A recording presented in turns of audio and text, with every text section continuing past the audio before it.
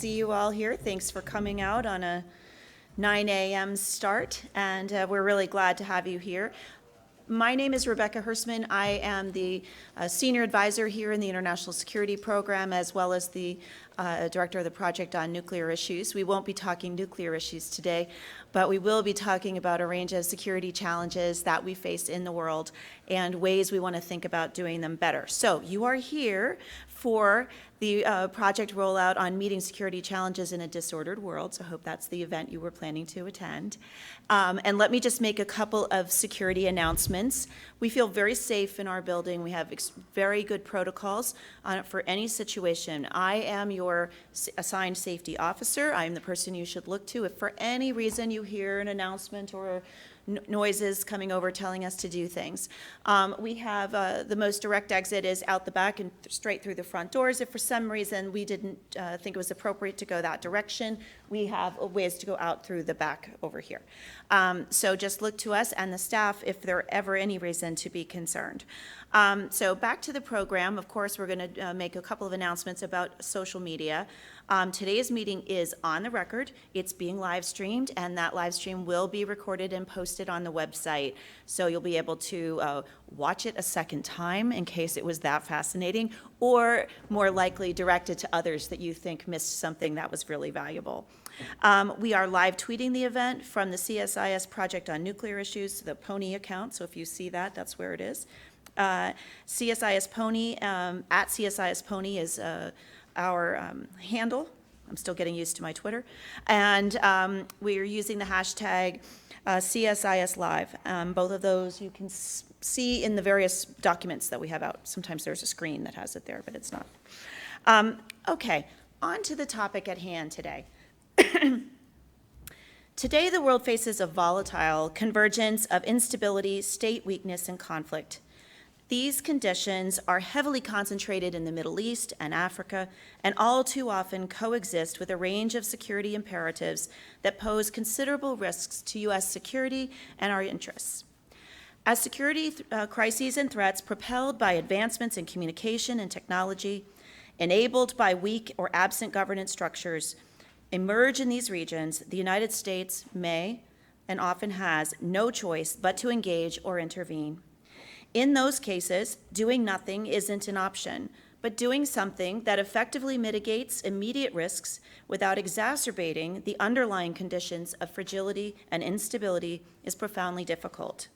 Porous borders, weak international institutions, and powerful non-state or trans-state actors challenge bilateral and multilateral crisis response in truly confounding ways. This new CSIS report, Meeting Security Challenges in a Disordered World, seeks to look at the question, if resolving the underlying conditions of state instability and fragility prove elusive, can we at least learn to operate in these conditions more effectively? Can we be more successful in meeting our immediate security imperatives, such as humanitarian emergencies, terrorism and violent extremism, great power aggression, health security crises, and international criminal violence in ways that support or at least do not undermine our longer-term interests in stable governance in these regions? This study examines these 5 security imperatives through regional and sub-regionally defined operating environments. Namely, they are Syria, Iraq, Libya, Eastern Ukraine, West Africa, and Mexico. The territories chosen encompass fragile or unstable environments from near total collapse to sub-regional weakness in otherwise relatively strong states. Taken together, these cases emphasize that the United States has assets and opportunities for building near-term strategies and meeting pressing operational needs, even in the most fragile or difficult settings. Even as no crisis is alike, there are nonetheless broader systemic challenges shaping and characterizing the fragility landscape. These trends include the persistence of chronic long-term crisis, the widespread weakening of national, state-based systems of governance as the dominant organizing structure in the world, the expansion of gray zone conflicts that feed tensions short of war, a growing complacency and disregard for international rules and norms, and the reemergence of great power tensions. These trends are shaping the operating environment and straining traditional response mechanisms as the United States seeks to engage its security interests in fragile or unstable environments. These are challenges that can and must be addressed in more creative ways. Time after time, the United States has been caught moving from crisis to crisis without sufficient planning or tools or resources needed to adapt and operate in fragile and unstable environments. Today, the scale and enormity of the crises faced by the international community require that the United States rethink how to operate within such a changed security landscape that includes geographically patchworked authorities, functional states with highly vulnerable institutions, or structurally failed states. The United States needs to be able to work within the constraints of fragile environments to implement approaches that address pressing security threats and objectives and meet relatively urgent security or humanitarian needs. This report, Meeting Security Challenges in a Disordered World, explores how the United States can best meet security challenges in the midst of increasing state fragmentation and fragility around the globe, and we hope you will find it gives you some useful insights for the challenges that you may work on in your day-to-day lives. So what we've done today is assemble 3 panel discussions that I think will help us kind of talk through some of the issues and think through some of the implications. The first panel will set the stage by looking at the broader trends in the fragility and security landscape and the underlying causes that create this environment. We have 2 leading national experts on state fragility and instability, Stuart Patrick of the Council on Foreign Relations and Nancy Lindberg, president of the USIP, and they'll discuss the wheres and whens and hows of pursuing security interests in these environments. So we're really grateful to have both of you here today. The second panel will be moderated by Alice Friend, who will look at challenges such as humanitarian crises, counterterrorism, countering great power aggression, health security and criminal violence, as well as the pragmatic options to meet those security imperatives. Finally, we'll have a third panel moderated by Melissa Dalton that will take a deep dive look on the complex crisis in Syria and offer thoughts as to how concepts and approaches discussed in the report could be applied to that region today. I don't want to let any time go by without expressing tremendous appreciation to all of the people who worked very, very hard on this project. The multiple authors who made terrific contributions in terms of the case studies, the reviewers who worked so diligently. Many of them are participating in today's event, and they are acknowledged in the report. But among the many are Anthony Bell, Katie Cochran, Melissa Dalton, Mark Fry, Alice Hunt, Sarah Minot, as well as Max Kelly and Beth Cole and Lauren Schulman, who did a fantastic job reading through the report and helping us make it better. So that is just a terrific collaboration of great minds that came together to work on this. So I really want to thank all of them for that work. So with that, I'm going to switch roles and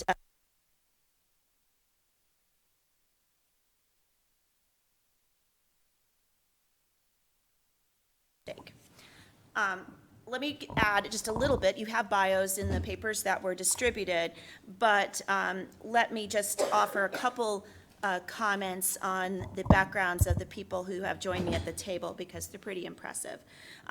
Stuart Patrick is currently a senior fellow in global governance and director of the International Institutions and Global Governance Program at the Council on Foreign Relations. His areas of expertise include multilateral cooperation on global issues, U.S. policy towards international institutions, including the United Nations, and the challenges posed by fragile and post-conflict states. From September 2002 to January 2005, he served on the Secretary of State's policy planning staff with lead staff responsibility for U.S. policy towards Afghanistan. And this included the issues of refugees and migration, international law enforcement, and global health. So welcome. We also have with us Nancy Lindberg, who is currently the president of the U.S. Institute for Peace, an independent institution founded by Congress to provide practical solutions for preventing and resolving conflict. Prior to joining USIP, she served as the assistant administrator for the Bureau of Democracy, Conflict, and Humanitarian Assistance at USAID. She led DCHA teams in response to the ongoing Syria crisis, droughts in the Sahel and the Horn of Africa, the Arab Spring, Ebola response, and numerous other things. She's really an icon in the field. So I feel kind of outflanked on both sides, but I'm happy to help throw out the questions and let them do all the work. So, so with that, let's kind of get the ball rolling. Despite years of effort to assess and reverse state fragility, strengthen state institutions, and reinforce national controls, the arc of fragile states, especially in the Middle East and Africa, seems to only be growing rather than shrinking. It's often accompanied by levels of instability and conflict and violence that truly confound what we need to do in those areas.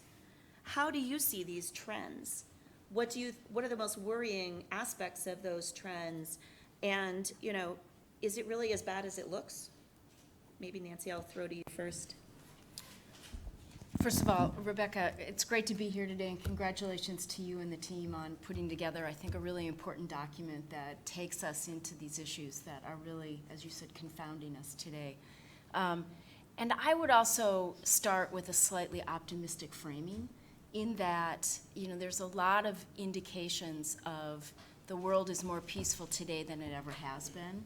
And you see, you know, it's fitting that we're doing this shortly after the 70th anniversary of the founding of NATO. I mean, we've seen a flatlining of interstate conflict, and so what we have as a presenting challenge is what is an increase in intrastate conflict, and that's where we're seeing this uptick of violence, a strong correlation with those conflicts with the presence of terrorists or violent extremism, and where refugees and migrants are emanating from. And so, you know, at a time where we've had lots of progress on human security indications, we're seeing this focus and concentration on those areas that are now the world's greatest challenges. And so what I think is happening is there's greater attention, there's greater focus, there's a greater effort to understand what is the heart of these challenges. They're the toughest ones, and how do we mobilize ourselves to focus more effectively on them? And it's, you know, there's a growing, I think, sense of consensus around the nature of the problem, and now we're grappling with, okay, then what do we do about it, and how do we organize institutions that weren't built to do this kind of working together?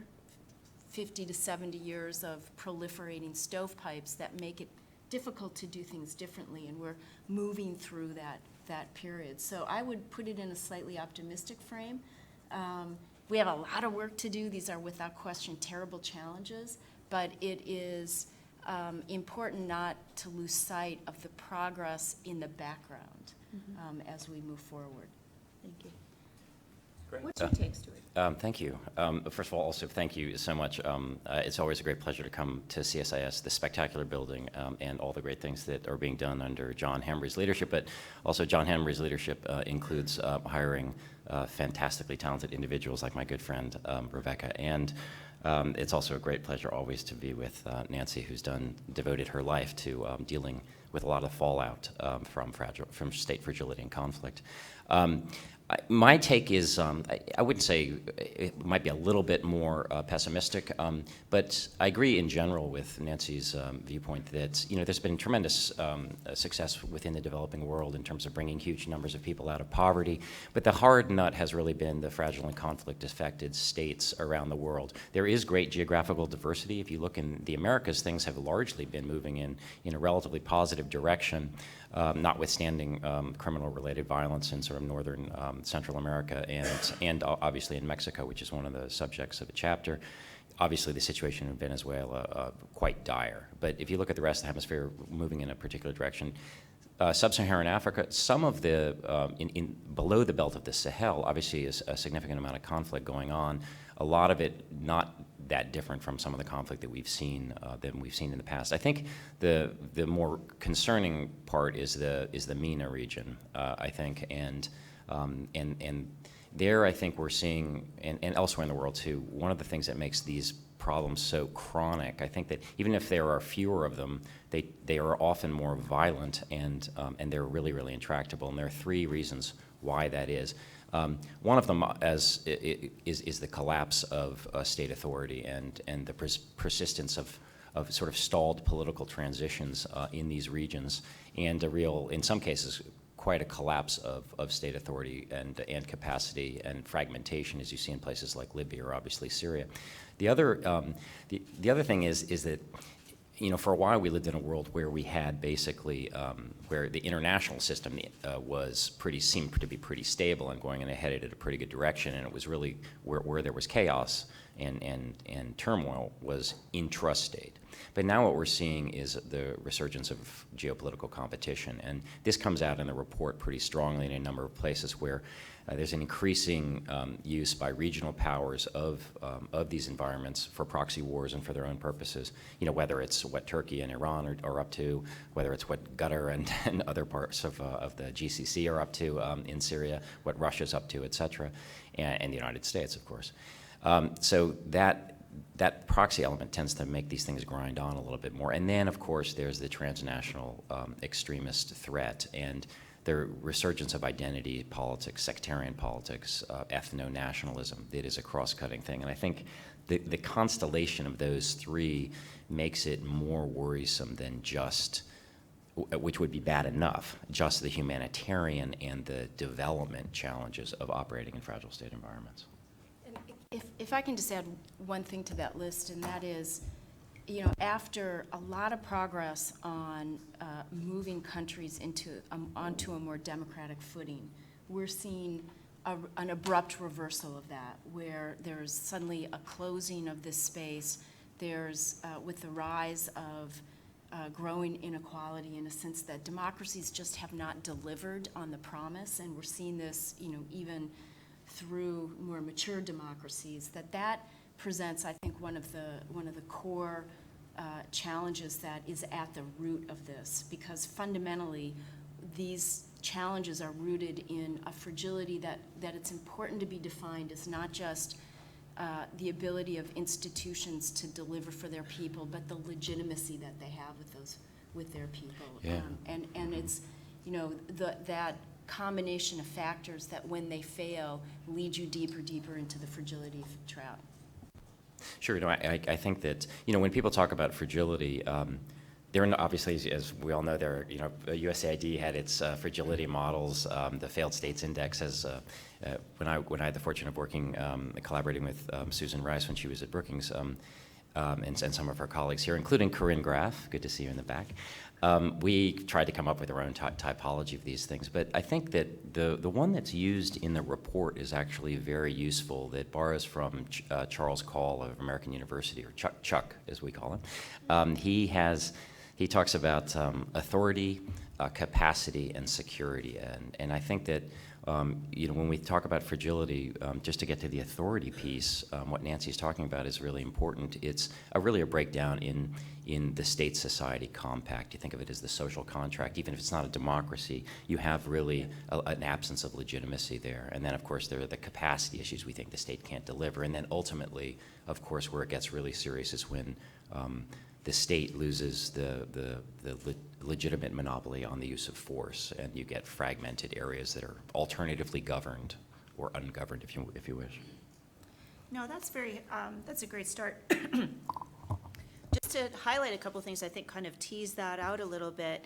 And I think it's great that you mentioned the kind of analytic structure we were borrowing and are appreciative to Chuck Hall for that in terms of authority, capacity, and security, because we actually looked at that and said, you know what, that actually speaks not just to fragility, it actually speaks to security. It speaks to the pathways that any sort of response or intervention needs to execute.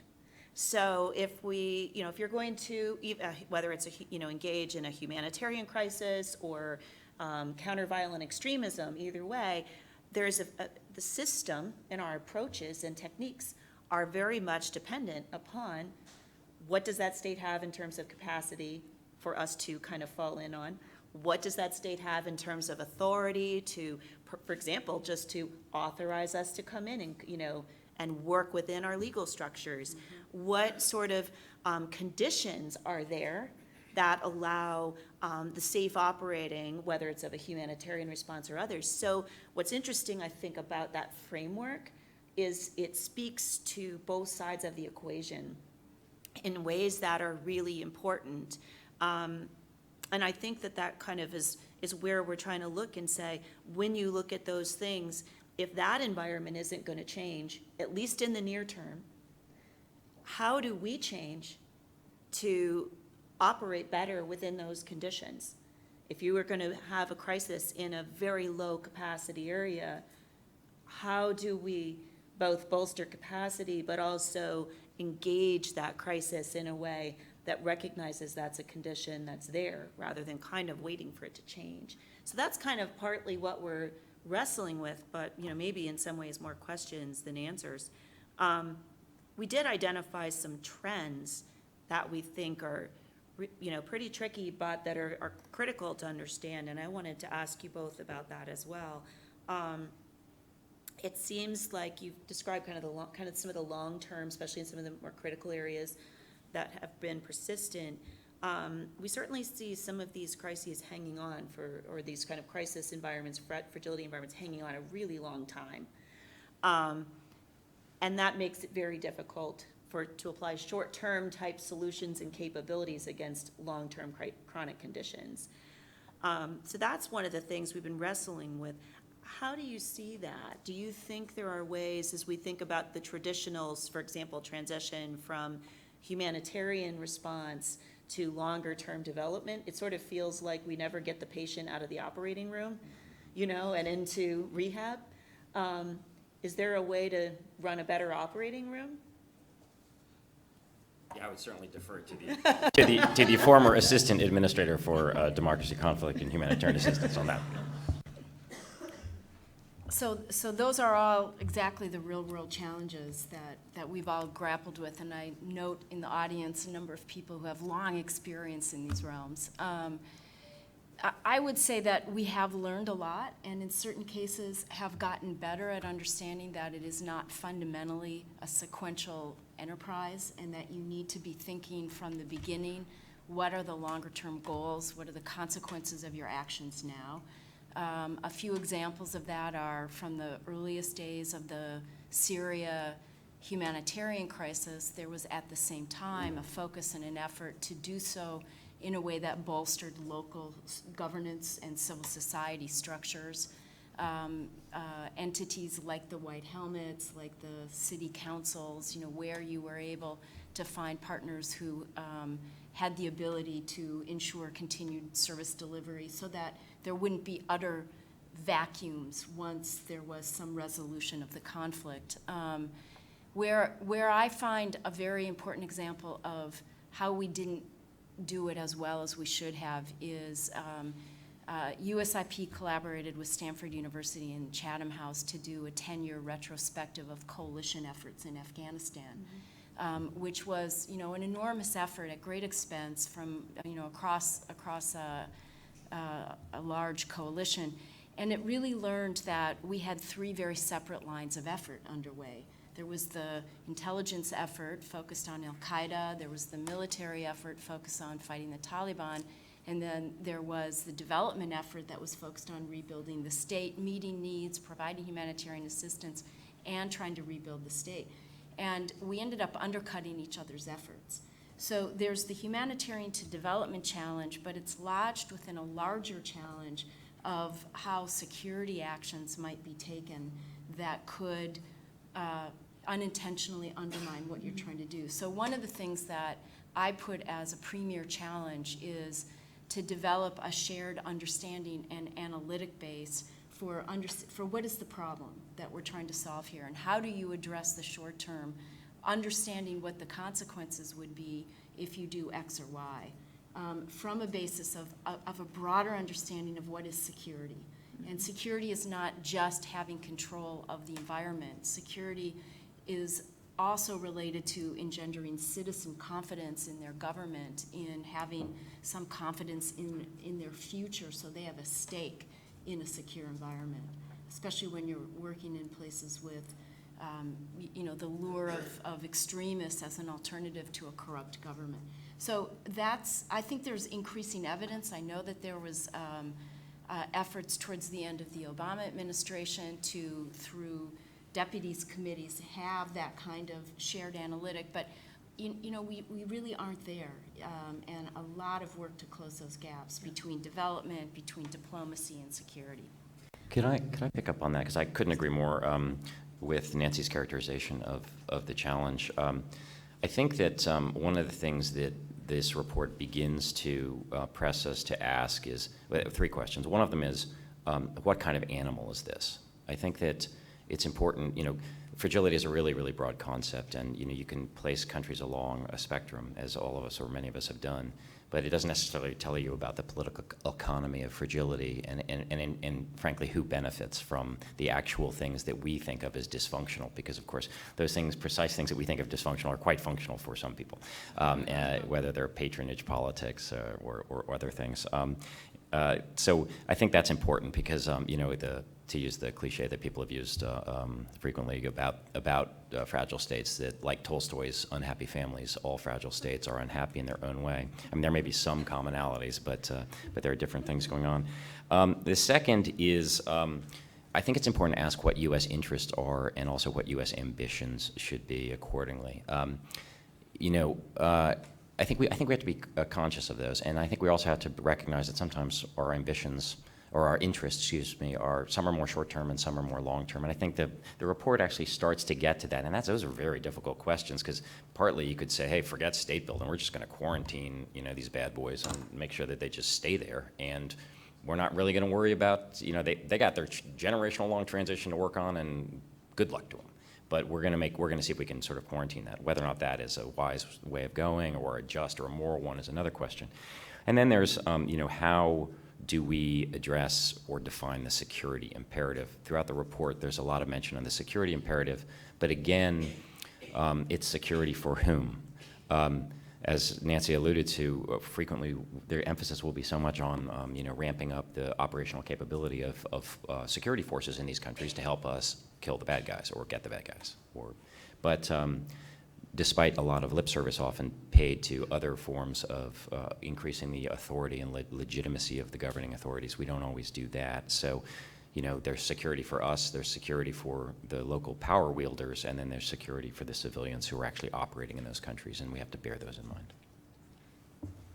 Did you want to jump in on that? Can I just add Please. to that? Sorry, we're being unruly, Rebecca. But, That's all right. I just want to make 3 quick points, and one is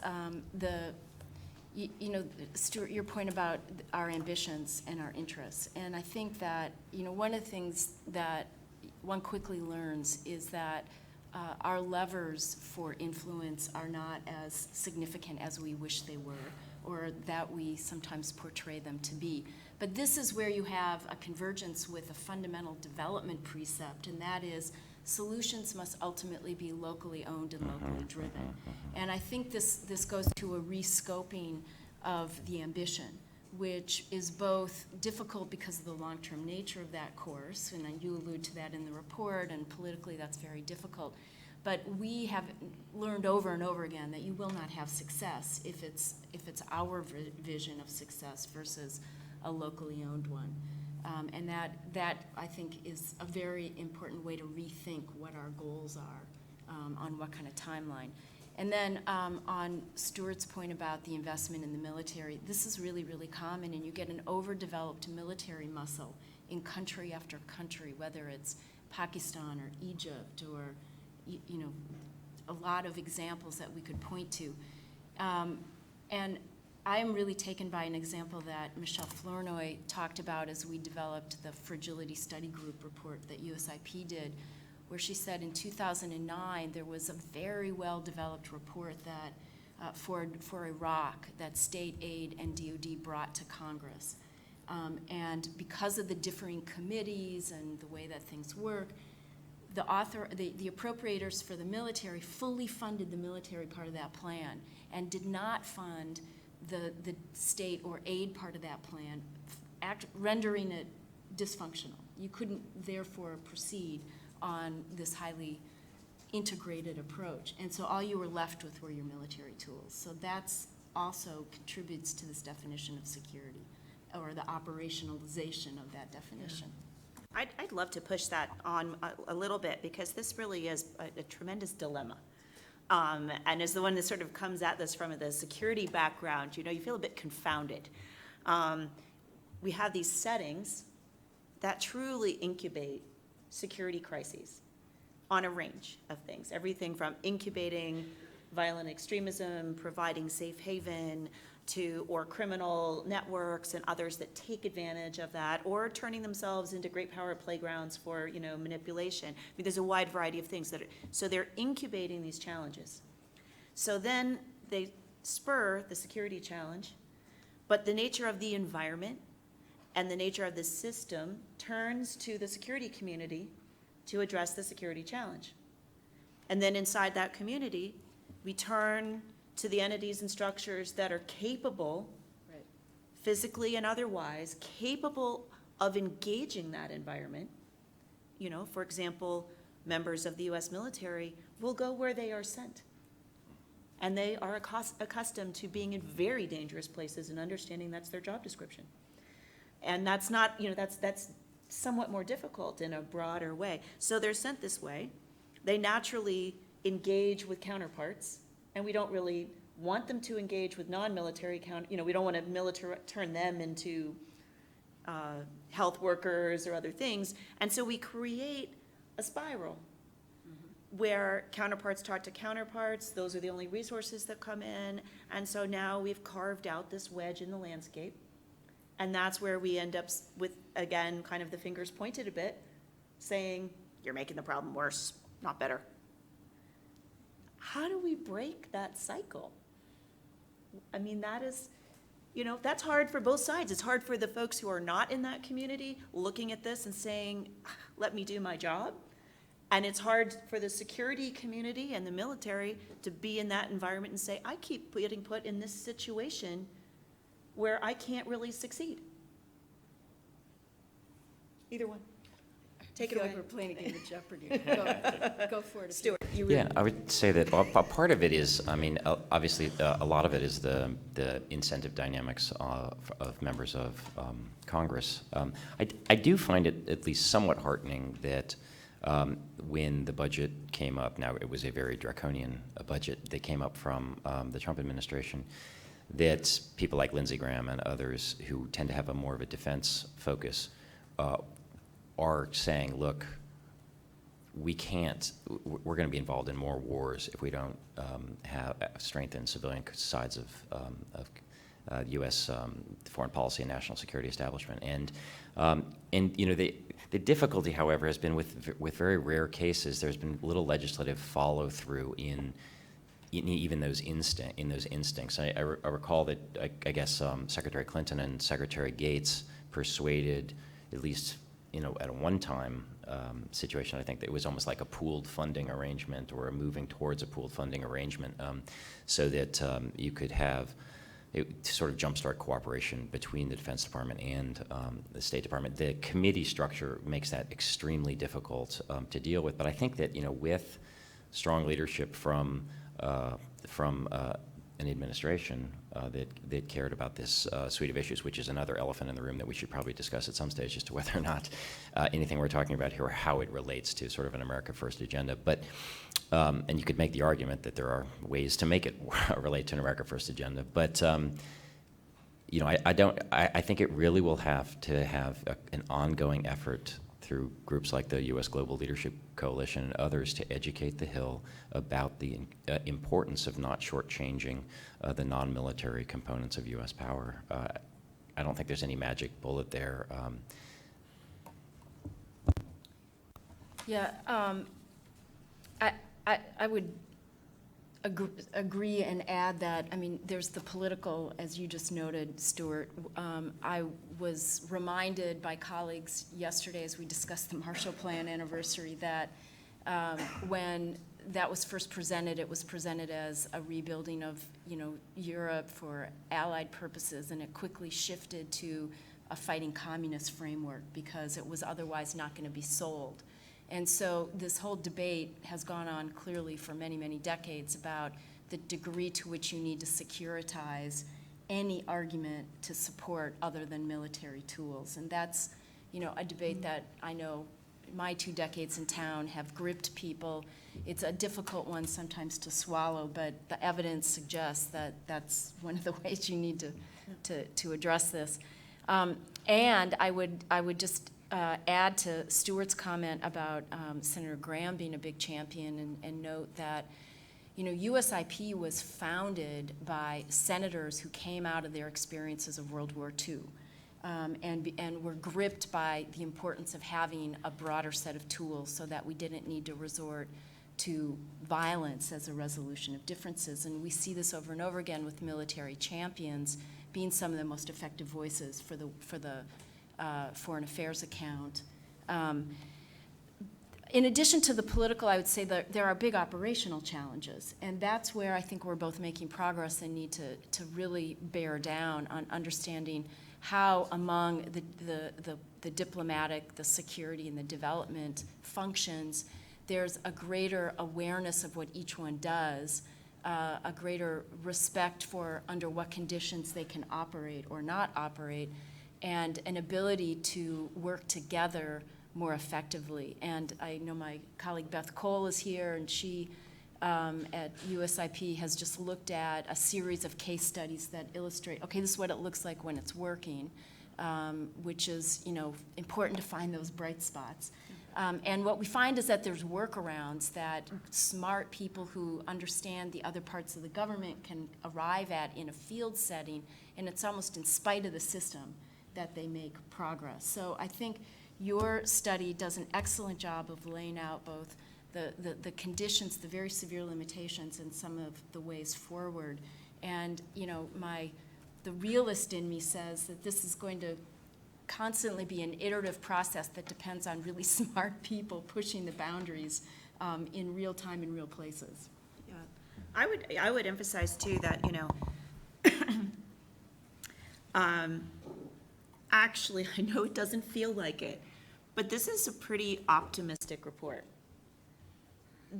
This report actually, one of the takeaway of the report for us and the writers and the aha moments occurred not when we identified the biggest problems, but when we identified what we came to kind of colloquially call in the project lily pads.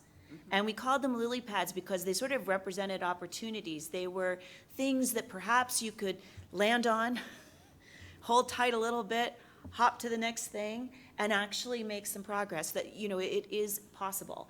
And that even in these darkest of environments, if we focused more on finding the lily pads, finding those places that give you either a base of operation that could be a physical type base of operation outside those parameters or in an unanticipated location, or a structural type thing in terms of a local governance type system that we're able to work with. And if we could identify those lily pads, you actually could improve your ability to respond. So as bleak as some of these environments are, when we step back from sort of the I always do it this way mode, there are some opportunities that emerge. And I think that's really important. I would say, though, that one thing that's a real lily pad killer, which is tough. I'm working that metaphor. When they go away. So, when you're sitting there going, what takes that opportunity away? What we thought we had a place to land, but we can't go there. And that brings me to one of the questions I wanted to ask you about, is the normative environment that we're in. There does seem to be a change trend underway there. And I think that also speaks to the ability of the 3 communities that you've described to be able to operate in these environments, where we've really seen a pretty substantial erosion of the norms, especially in the humanitarian domains. Kind of the tremendous amount of targeting of hospitals and medical workers in some of these conflict zones. the kind of kidnapping and just further attacks on humanitarian workers, the need of international institutions to pull back from some of these areas because it's just too dangerous and they are being directly targeted and being incorporated into the conflict rather than being really protected in any way. That is a tremendous challenge that cuts to all three communities.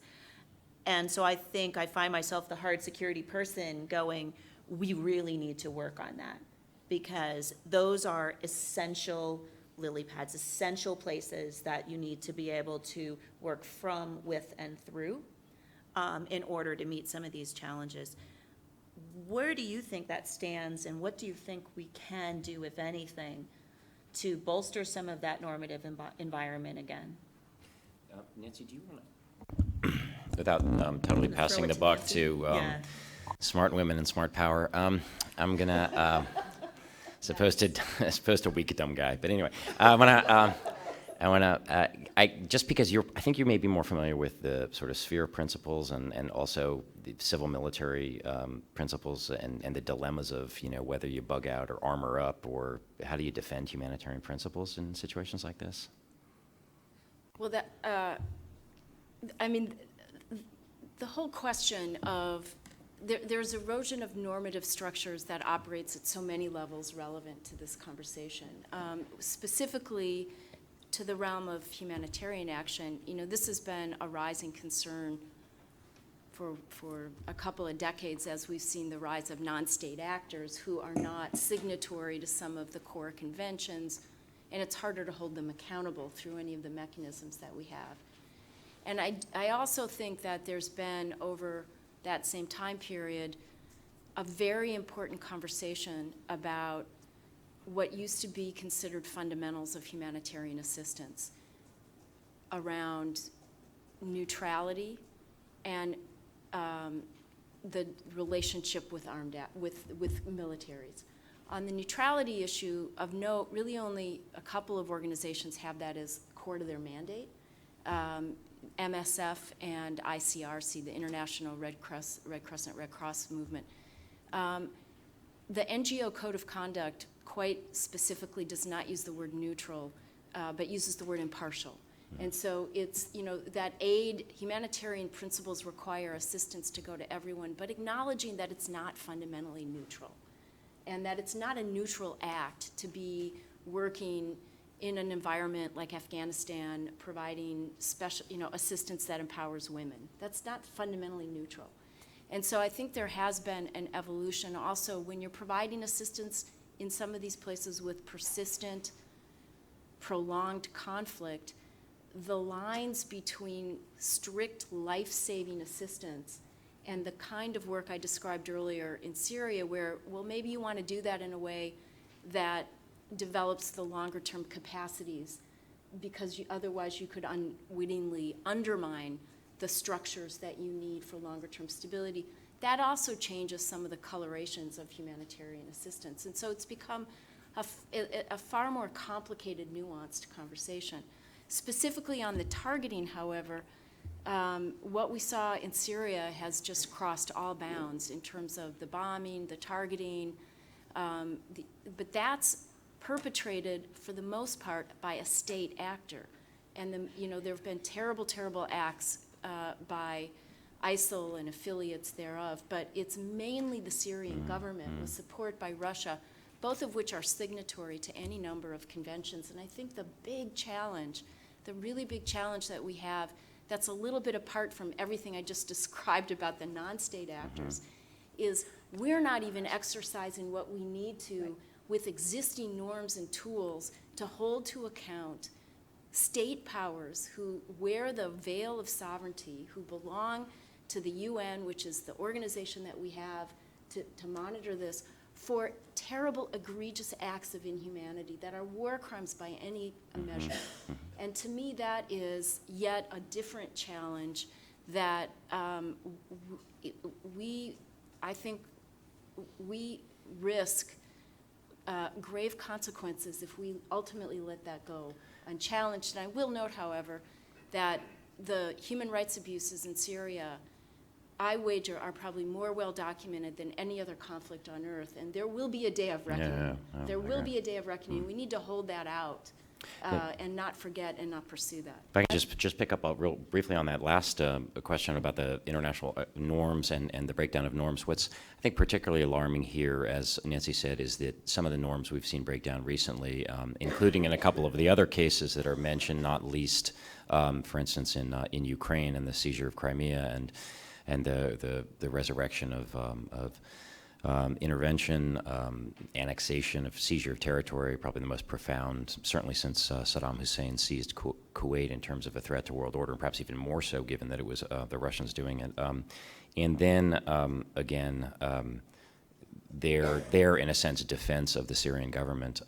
It raises the question in terms of this normative erosion of, there's a much ballyhooed responsibility to protect norm, but when the distance between the norm and its actual implementation or enforcement gets so great, you have to ask yourself, is there really a norm anymore if nobody enforces it? So I agree with the dilemma that Nancy described.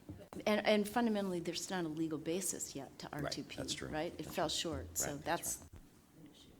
But I would just want to chime in on that, again, even if the basis isn't there for a responsibility to protect, actually, this is a profound point of nexus between all of these communities, because any number of security challenges and the ways that we operate on behalf of our security interests around the world are also dependent upon these norms.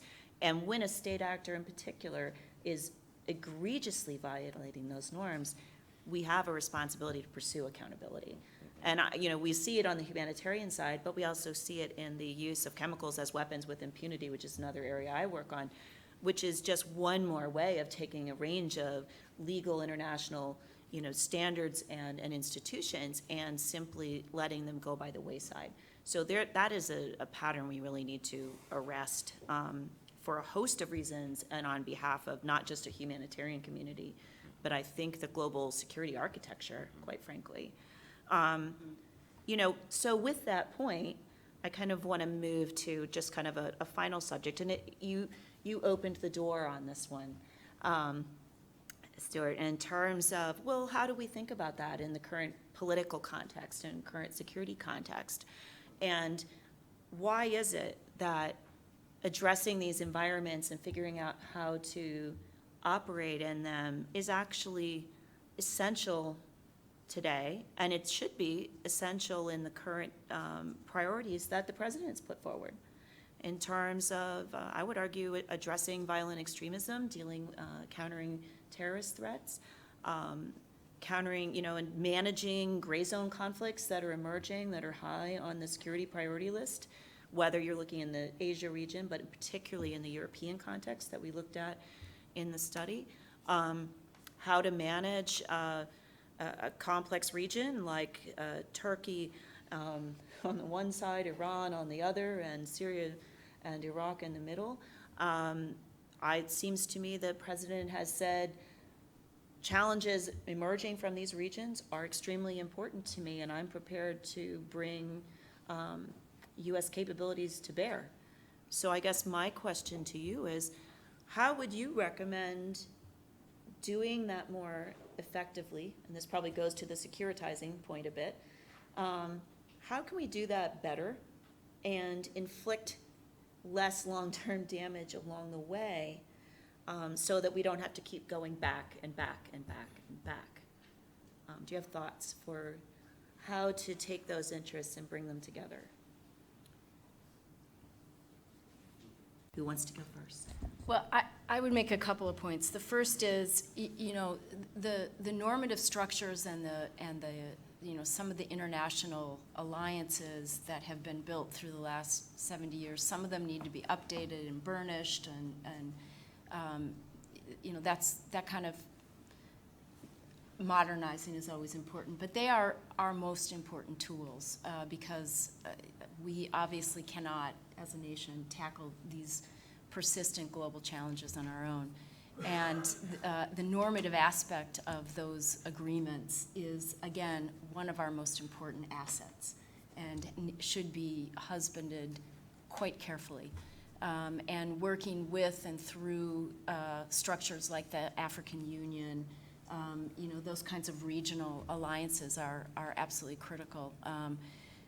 That's number one. Number two is, I think that if you take the Marshall Plan example, which people always love to refer to, but we are at the 70th anniversary, but if the threat in that, the galvanizing threat in those days was communism, the galvanizing threat of these days is obviously terrorism. And so to really be effective in tackling that, I think there's a widespread consensus that this is not fundamentally a military problem, that we will not fight our way to a solution on that, but that it takes a broad set of partnerships, a deeper understanding of the root causes of these conflicts. Senator Graham has written into the FY appropriations bill a request to create a comprehensive plan that looks at how do we tackle these. And it will require shared frameworks, both within the, across capabilities in the administration and with international partners, and very importantly with the conflict-affected or fragile countries on the ground. And so it's about creating shared understandings so that the analytics aren't happening in separate places, which is number one in my book about how to get this right. Understanding timeframes, and understanding how to get the kind of planning mechanisms that enable defense diplomacy and development to come together to come up with approaches that are mutually reinforcing, not undermining each other. Okay. In addition to the things that Nancy just mentioned, I think that a couple things. First of all, it's a real dilemma for the president or the administration in confronting these issues in the sense that to the degree that they want to confront these issues. It's in a constructive manner and one that is sustainable and makes use of the appropriate tools, is that they ran, obviously, on a platform of America being exhausted with adventures under both parties, unending adventures. And American people are tired. A lot of American people are tired. And so the desire, the immediate impulse, I think, is to say, well, we'll strike out at sort of terrorist safe havens, but we don't really want to deal with the broader, in a sense, more root causes of some of these security issues, including the development and other components. Now, the report here, I think, might offer some appeal because it explicitly and implicitly basically says, state building hasn't worked out all that well. We don't necessarily know what the hell we're doing, which is a fair point, and or it's just a generational thing. And in the meantime, we have a number of security threats and other contingencies we need to deal with. So, in that regard, I think it would probably get a more receptive audience than, say, a report written 5 years ago talking about all the things we need to do to, as if it were a checklist, to basically rebuild these countries. So I think that might meet a receptive audience. And it is quite focused on American national security, and I think that would be useful. The one area where I think that the administration might be skeptical, but hopefully could be persuaded on a burden-sharing effort, is the need to think of multilateral partners and coalition partners not as a last resort, but actually as one of the first things that the United States should be thinking about. And that, of course, has gotten more complicated given our diplomatic outreach of the last several weeks. But I think that we will, to the degree, look, these threats and these contingencies that worry Americans are going to continue to arise. And so as at least a first cut as to how one might go about approaching this turbulent world, I think that this report promises some potential avenues that wouldn't look like a full-on nation-building exercise. And as we know, the administration right now is in the throes of debating even just a modest troop increase, a modest surge, if you will, in Afghanistan, and we'll see where that leads. Terrific. Well, we're coming close to the end of our time. I have time for one or two questions, and of course we'll be doing a dialogue as we go through the morning. So if there's someone who has a particular question they'd like to ask the two colleagues I have here at the table, we can take that. Any questions out there? I have one right here. And we'll just please state your name and affiliation and a brief question. I'll stand. Vince Olafaso, freelance writer. One of my concerns about our role is our hard power in the world. And do you think that maybe that's, do you think that American hard power is causing a lot of problems, especially in the Middle East with Syria? We saw what happened in Libya, Iraq as an example. And how can we push Congress to use smart power where we can use diplomacy, we can use humanitarian aid, maybe bilateral, multilateral negotiations with other countries to, resolve these differences? Thank you. I think it may depend a little bit on the contingencies. I think in some situations, some level of hard power, whether or at least coercive power, is going to be needed to actually get some solution to particular circumstances. I don't necessarily mean military power in the case of Syria, but one of the problems of just using humanitarian assistance in that regard, and this came out when I was reading the chapter, is that that's really, it's essential, but it's in a sense a Band-Aid for what the underlying, there's no, the cliche is there's no humanitarian solutions to humanitarian problems. And so I think in some cases it will require diplomacy and maybe a little bit more coercive diplomacy. I do think you make a fair point that in a lot of cases, the way the militarization and the perceived militarization of American policy has not brought the benefits that, and has just simply contributed often to instability in the region, and also occasionally gotten us into real moral quandaries like Yemen, I think, would be a very good example of that, where, our, in a sense, giving a carte blanche as well as lots of military equipment to the Saudis has led to, a lot of civilian casualties. And then does that just build into a narrative about the United States and amongst, jihadists and others, or even the general population? Did you want to touch on it? One more? Please, right here.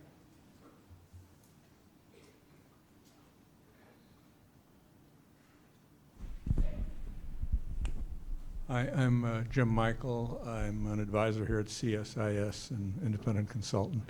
I just would like to ask you to look beyond this security dimension for dealing with this complex of issues. I know, Stuart, I think some years ago you wrote a piece suggesting that maybe we're overdoing the question of whether the security and terrorism dimension is as strong an impulse for what is happening than maybe some other things. And we do have broader interests in the world than only the security.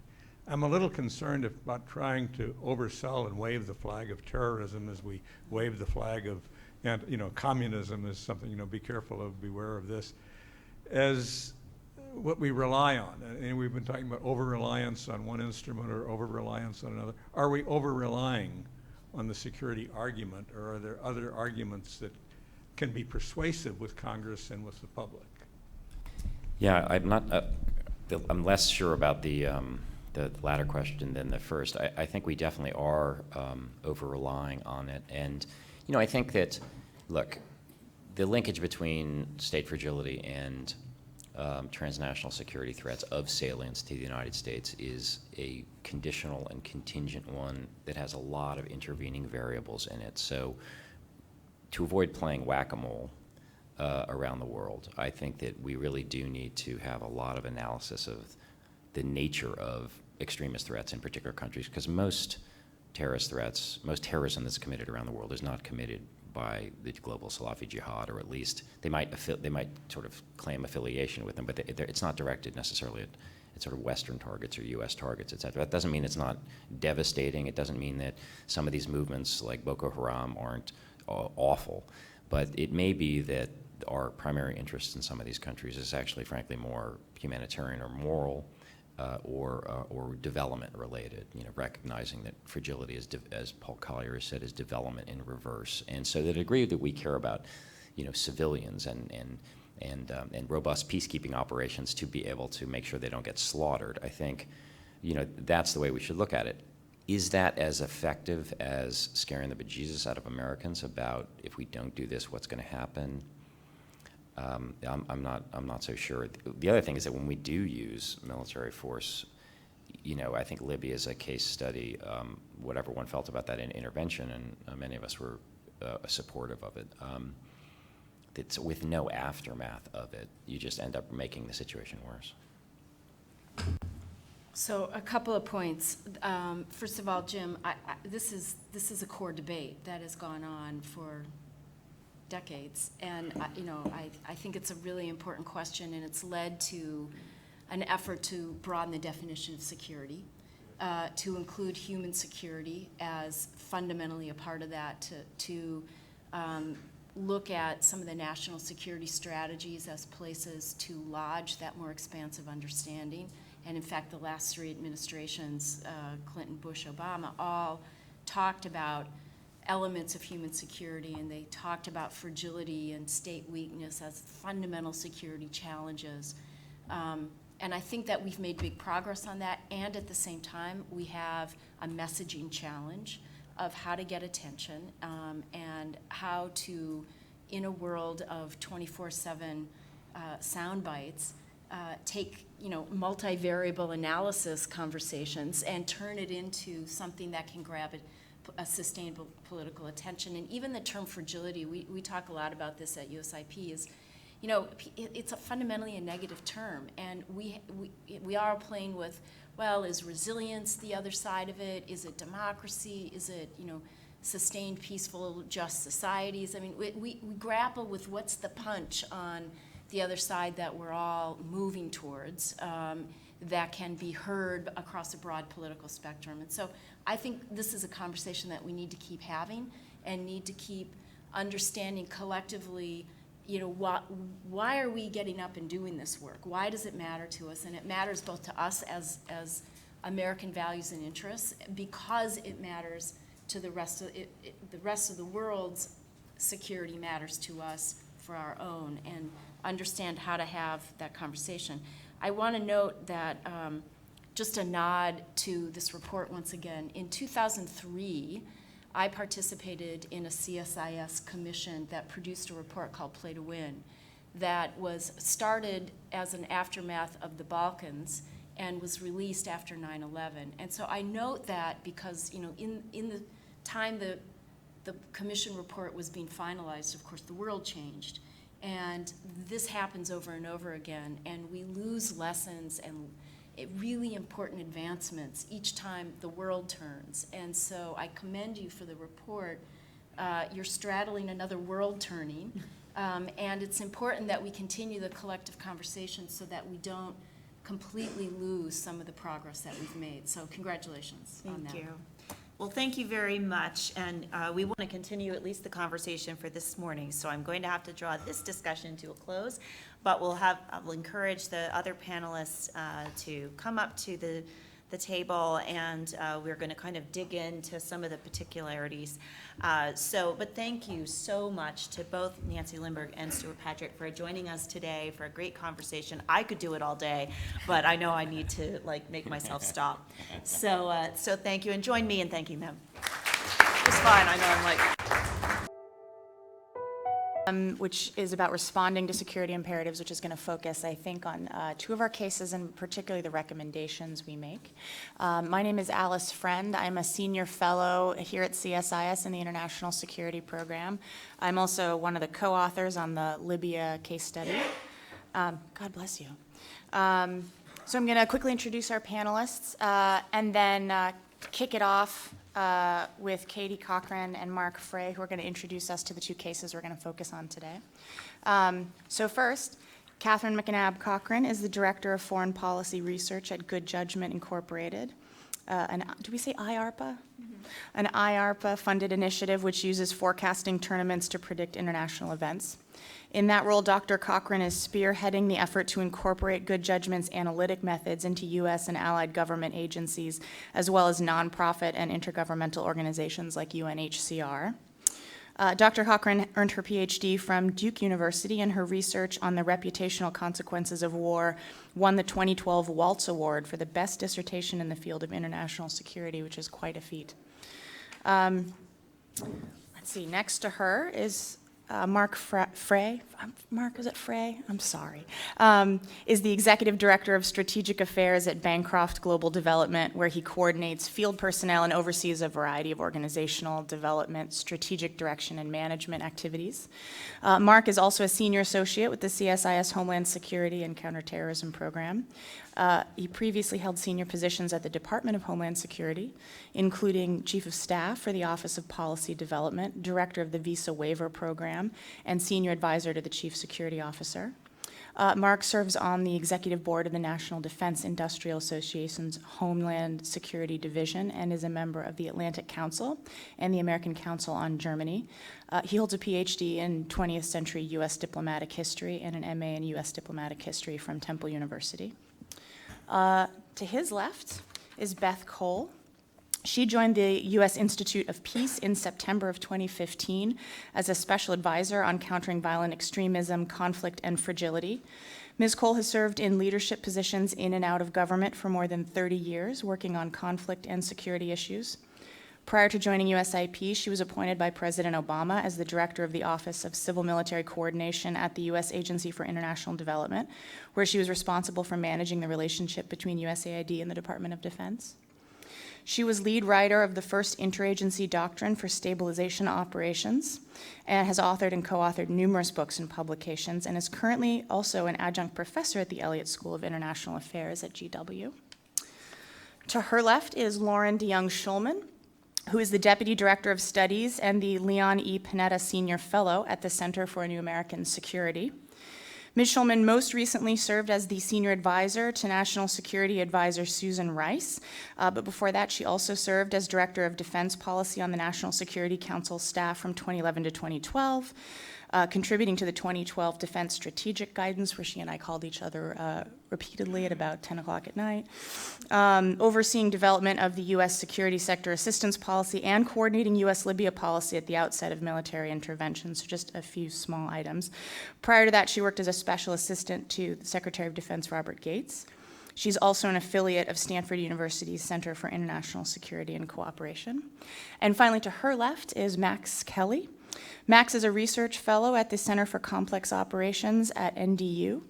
He specializes in counterinsurgency, stabilization, and reconstruction operations.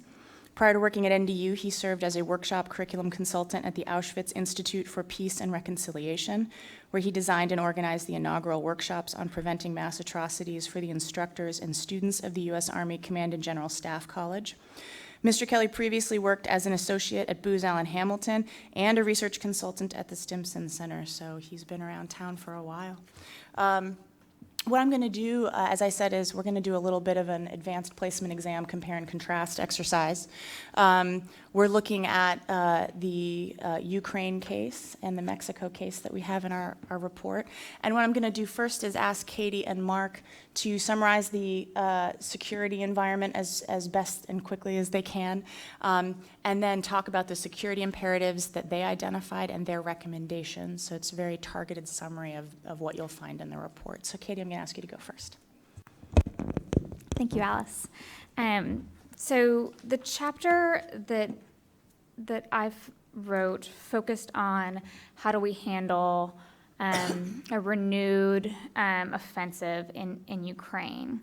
And defining the security imperative was really important because the goals that you set and the trade-offs that you make depend on whether you're dealing with a short-term crisis or the long-term goals of solving the underlying issues. And here, the focus was very much on how do we handle a short-term crisis? What do we do if there's a new large offensive involving Russians in Ukraine? What do we do in that moment? So the goal was not to how do we deter that offensive, and it was not how do we solve the frozen conflict that exists right now? Do we try and roll it back? Do we try and change the status quo? It was just let's take a crisis and figure out how do we deal with the situation. And so what comes from defining the security imperative in that way are two types of recommendations. One is, what can we do now that enables us to better coordinate when the crisis occurs? And two, what do you do during the crisis? And by kind of contrasting those two things, you can see the trade-offs, because often the security imperative forces actions that might undermine long-term stability. And those aren't necessarily wise if you're just trying to kind of prepare for a future crisis. But in the midst of a crisis, sometimes those trade-offs have to be made. So after kind of defining the security imperative, all of the case studies go to using Chuck Call's kind of schematic to define the operating space by focusing on authority, capacity, and security. And the goal of this was to kind of provide a framework and some examples for how in any crisis you can begin to think beyond security in ways that actually then tell you how to manage the crisis more holistically, even if the security imperative is the highest in the present moment. And one of the lessons learned that Rebecca mentioned was that a lot of the literature, you can easily find all of the problems and all of the challenges, but to figure out how to operate, you need to think about how those challenges can be turned into assets and opportunities. In the Ukraine case, these were often just different sides of the same coin, although occasionally kind of broadening the search did identify lily pads that you would maybe have missed had you not just been focused on the challenges. In Ukraine, the two key elements were, and challenges and assets actually, were Russia's involvement, and then also kind of the limitations of our partner, the central government of Ukraine.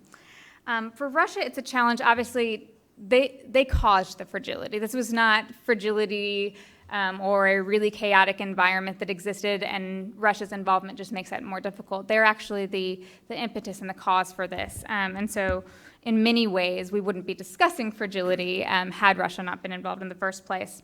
So understanding their role in exploiting and exacerbating the problem is really important. But they also make responding really difficult, because one of the goals of the U.S. in responding to the crisis in Ukraine is to avoid a direct kinetic confrontation with Russia. And so that limits the ways in which we can respond, because we want to deal with escalation risk. On the other hand, Russia's involvement makes management a bit easier than some of the other case studies in the report. And that's because they exert control over the primary other military actors in the separatist region. And so for things that they care about, they can make sure that ceasefires are enforced. They can make sure that weaponry is removed. Now, they can also make sure that those things don't happen. But instead of having to deal diplomatically with multiple units who have totally different goals and may or may not act as spoilers, Russia's ability to coerce those actors gives us an ability to kind of interact directly with them rather than having to deal with these disparate actors. I think one of the things that comes out of that in terms of recommendations is figuring out the areas in which Moscow has delegated authority and those in which they have not. For those in which they maintain control, again, focusing on how do you turn on the pressure for Russia is then our challenge. In areas where they have delegated control, figuring out where those spaces of conflict can be exploited, either in the information space or kind of in the kinetic space, is really important. And so again, mapping out exactly the areas, both geographic and functional, where Russia is actively managing the situation is really important. The second challenge, or kind of part of the operating landscape that I found that was really important, was the inefficiency of the Ukraine central government. And this is primarily because it was a very centralized system. And so when a decision needed to get made or when a problem was identified, it goes up the chain and then it comes down the chain. And that takes a really, really long time. There was very little horizontal communication between local entities. And you saw this as Ukraine and Eastern Ukraine tried to grapple with the offensive, both on the humanitarian side and on the military side. And so it makes military aid less efficient, makes humanitarian aid less efficient, and it lengthens response times, which in crises you just don't have the time for. So that's one of the big challenges, I think, with crafting a response. On the other hand, this is also an asset, right? Ukraine is a unitary actor, and while it may be inefficient, there aren't really compliance issues at the local level. And so when you're working with Ukraine, again, you're able to have kind of consistent local actions across the space in ways that, again, in many of our case studies, we did not have. And that's an important thing to kind of keep in common. I would say the one exception during the original crisis was the paramilitary groups. These groups did not necessarily share a common goal with the Ukraine government, and empowering them, whether with aid or information, had long-term consequences that could potentially undermine or make more difficult kind of the consolidation of the Ukrainian military and government in the aftermath of the crisis. The third area, and this is one where I think it's definitely seen more of an asset rather than a combination of a challenge and an asset, is the fragmented control of the separatist groups, especially compared to the areas under government control. There were huge ideological schisms between the groups that were fighting in the DPR and the LPR. They had different goals, different end states, different drivers and motivations. And so understanding where those ideological conflict points are presents an opportunity for us to figure out where we can leverage and exploit those differences to make them less effective militarily and in terms of their ability to deliver services to people in their area of control. And so I think one of the ways forward is trying to map those ideological, problems against functional and geographic divisions of labor to figure out what areas to target, both kinetically and in terms of our information campaign. So after looking at those kind of three elements of the operating space, a number of recommendations come out of that I think have, one, they show up in a lot of the case studies in different ways, and so I think they travel beyond just the Ukraine-Russia case. One is the importance of utilizing local actors, being able and having the flexibility to give aid directly to the organizations that are providing humanitarian assistance. In this case, it was often local governments, but even more so than that was civil society organizations. And these organizations, even those that weren't necessarily prepared to do disaster assistance, quickly changed their mandate. It might have been kind of working on getting everybody, prior to the crisis, government involvement, government accountability, civic engagement. But then they shifted. They're trying to deal with the IDP population, providing food and aid and helping move people in and out. And so taking advantage of that, I think, is really important.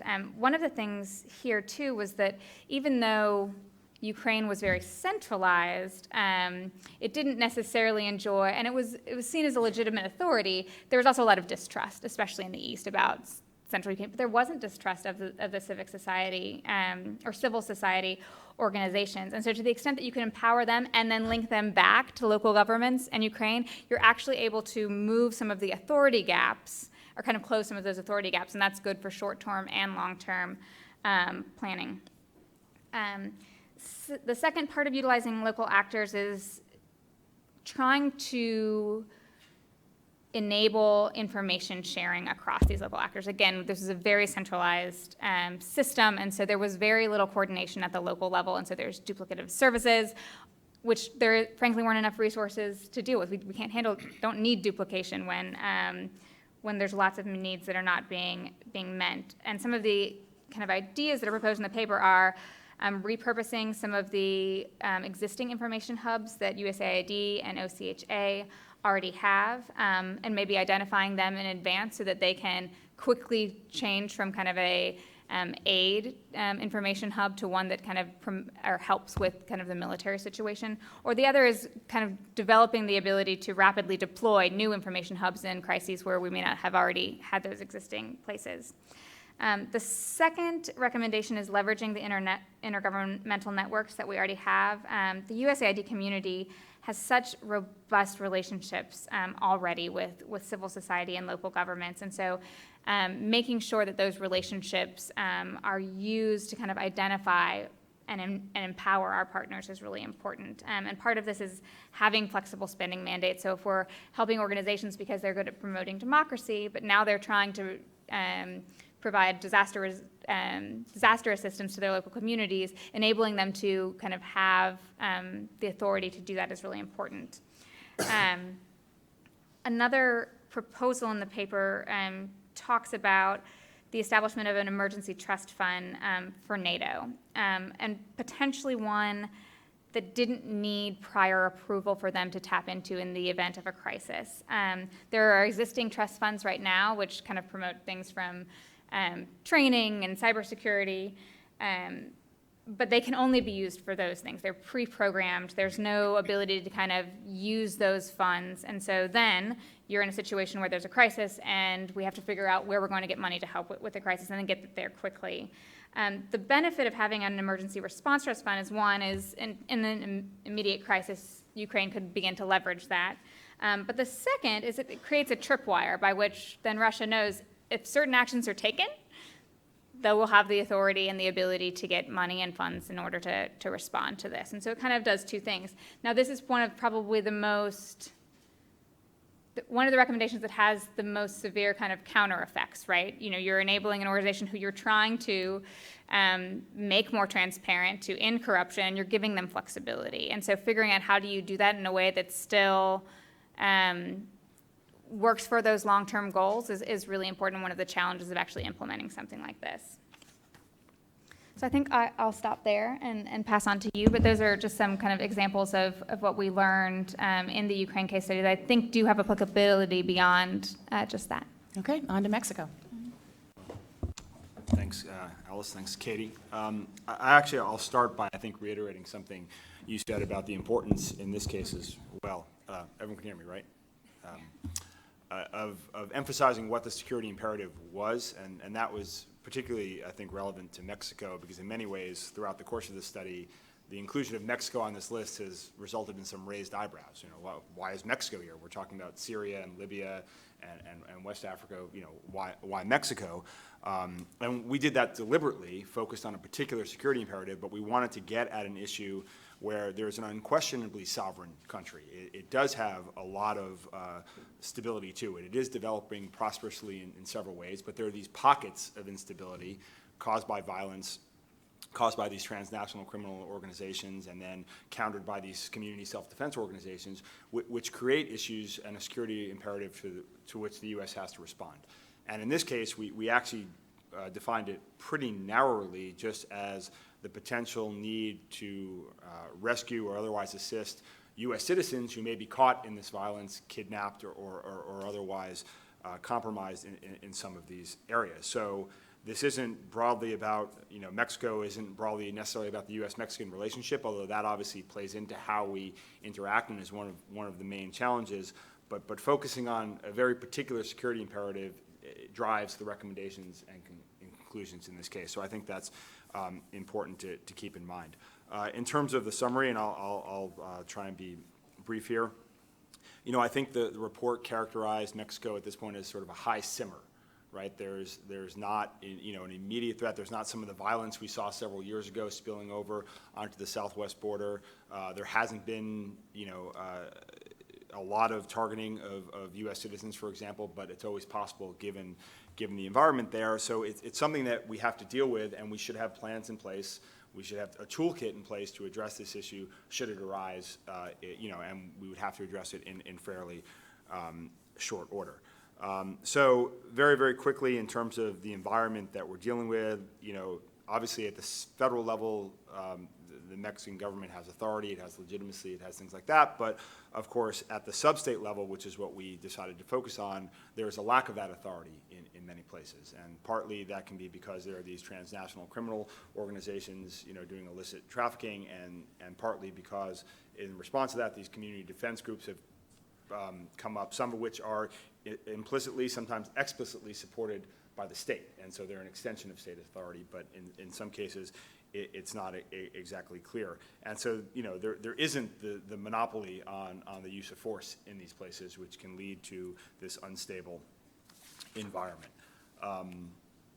And authority is a contested issue, as is to a lesser degree legitimacy, but even more importantly is credibility in this case. You know, who is a credible actor in these areas that can actually, you know, do things that you may need them to do, or otherwise that you can rely on. And sometimes the credible actor is not always the one that you can work with for operational or policy reasons, and that's one of the things that we tried to tease out in this study. Who are the local actors that are worth engaging, and how do you build relationships with these actors while at the same time accounting for the larger bilateral relationship between the United States and Mexico, which is obviously very deep and longstanding and touches, all sorts of political, economic, cultural, familial bonds, right, that are very, very deep, perhaps as deep as any in the world. Very quickly, talking about some of the challenges and limitations, and then some of the assets and lily pads, as Rebecca said earlier, because in Mexico, they're very much two sides of the same coin in a lot of places. From an asset and lily pad situation, you obviously do have this depth of relationship, right? You have this long-standing issue. You have all these ways to interact. The challenge there is going back to the particular security imperative, it's impossible and not wise in any event to sort of dissuade Americans from traveling to Mexico, right? Because of the deep relationship that we have on, again, individual, business, and other levels. You just sort of can't do that. So the threat will always be there. You have a state, on one hand, that's, again, fairly capable in some areas with delivering capacity and having capability, but at the same time, you have this tremendous corruption throughout much of the government, and officials are so tainted by this perception that it's hard to know, who you can work with and who you can trust in these situations. And at the same time, another asset, but also another challenge is there are these subnational local actors, particularly maybe some of these community defense groups, who may be folks you can work with, and folks you can work with quite effectively. Again, especially if your goal is to rescue a kidnapped American citizen. But how you work with these groups and what that says to the broader bilateral relationship between Washington and Mexico City is the difficult challenge. You can't sort of just parachute in and say, well, I'm going to work with you and not think about these broader consequences. So that sort of leads to some of the key recommendations, some of which are fairly straightforward and easy to do, which are things like, then they're easy to do because they're sort of things that the U.S. can do in and of itself. Things like, develop some more detailed and exercised emergency protocols, right? Develop better communication, mechanisms for U.S. citizens traveling there, so they're aware of potential threats, or there's an ability for them to check in periodically, if they need to, and things like that if they need help. And review some of our own standby plans for, what are our internal options for going in and rescuing someone if we need to. So those are fairly straightforward things we can do.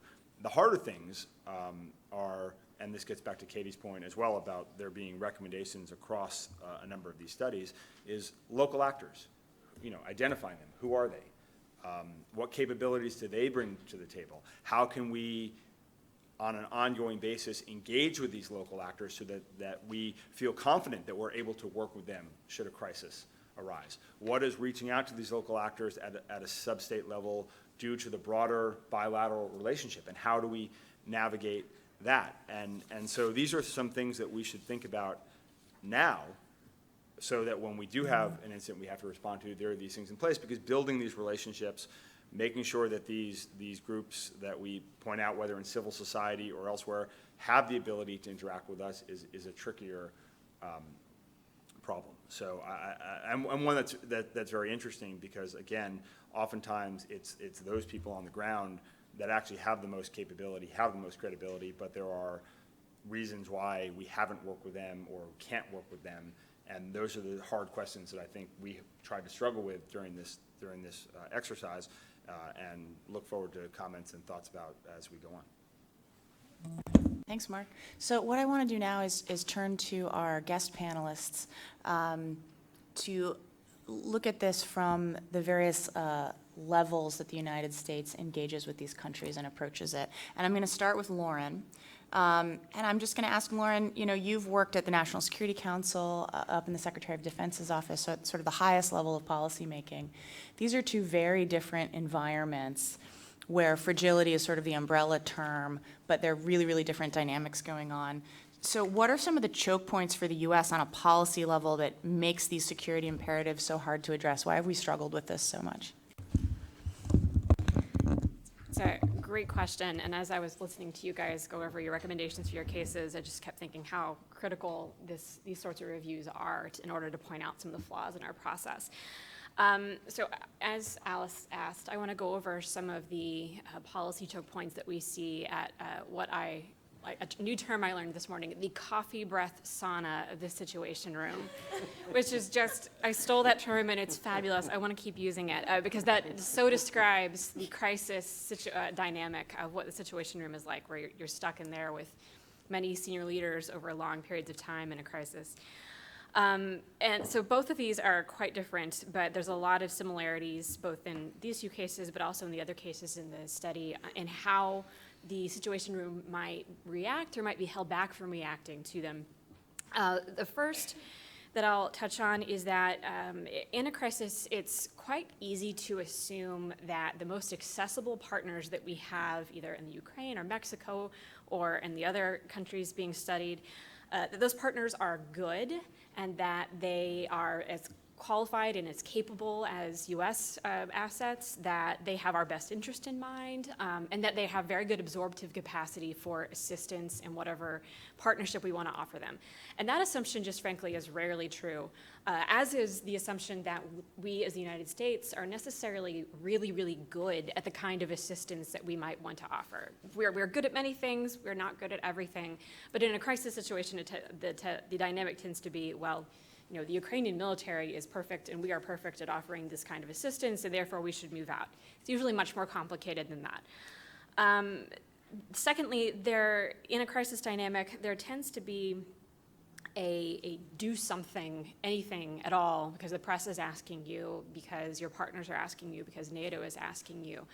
So there are two problems with that. Well, there's many problems with that, but two key problems with that is that frequently the thing that is easiest to do quickly in order to respond to the please do something right now dynamic is not actually the thing that you should do.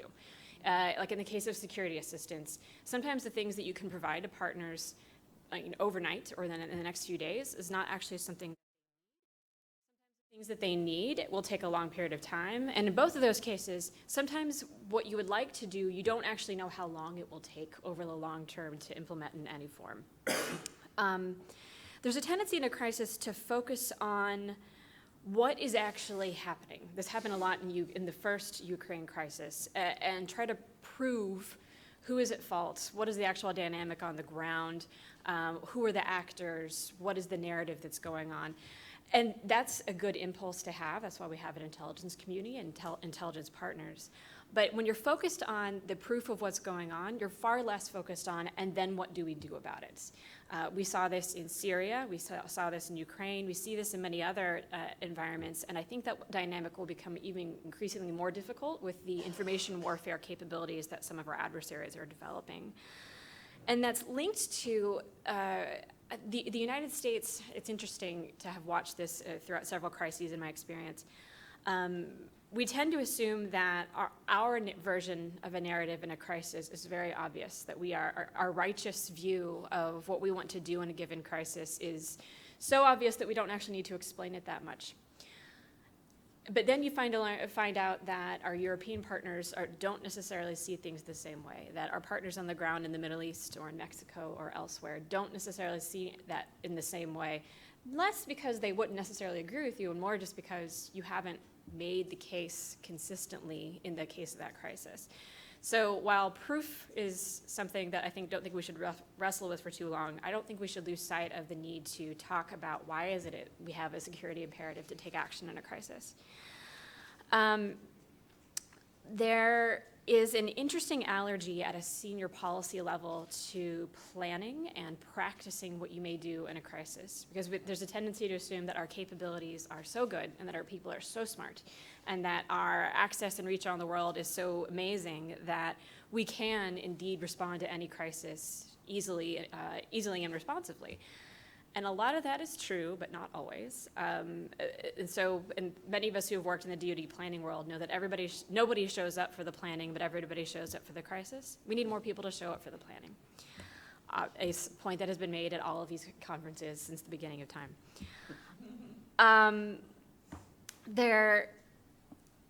The last thing, well, let me make two more points. In a crisis, particularly post-Benghazi, in the Situation Room, there has been an immediate focus on protecting U.S. personnel, U.S. interests, U.S. property overseas. And regardless of what the nature of that crisis is, that imperative comes first, and then what we do to respond to that particular crisis is a secondary function.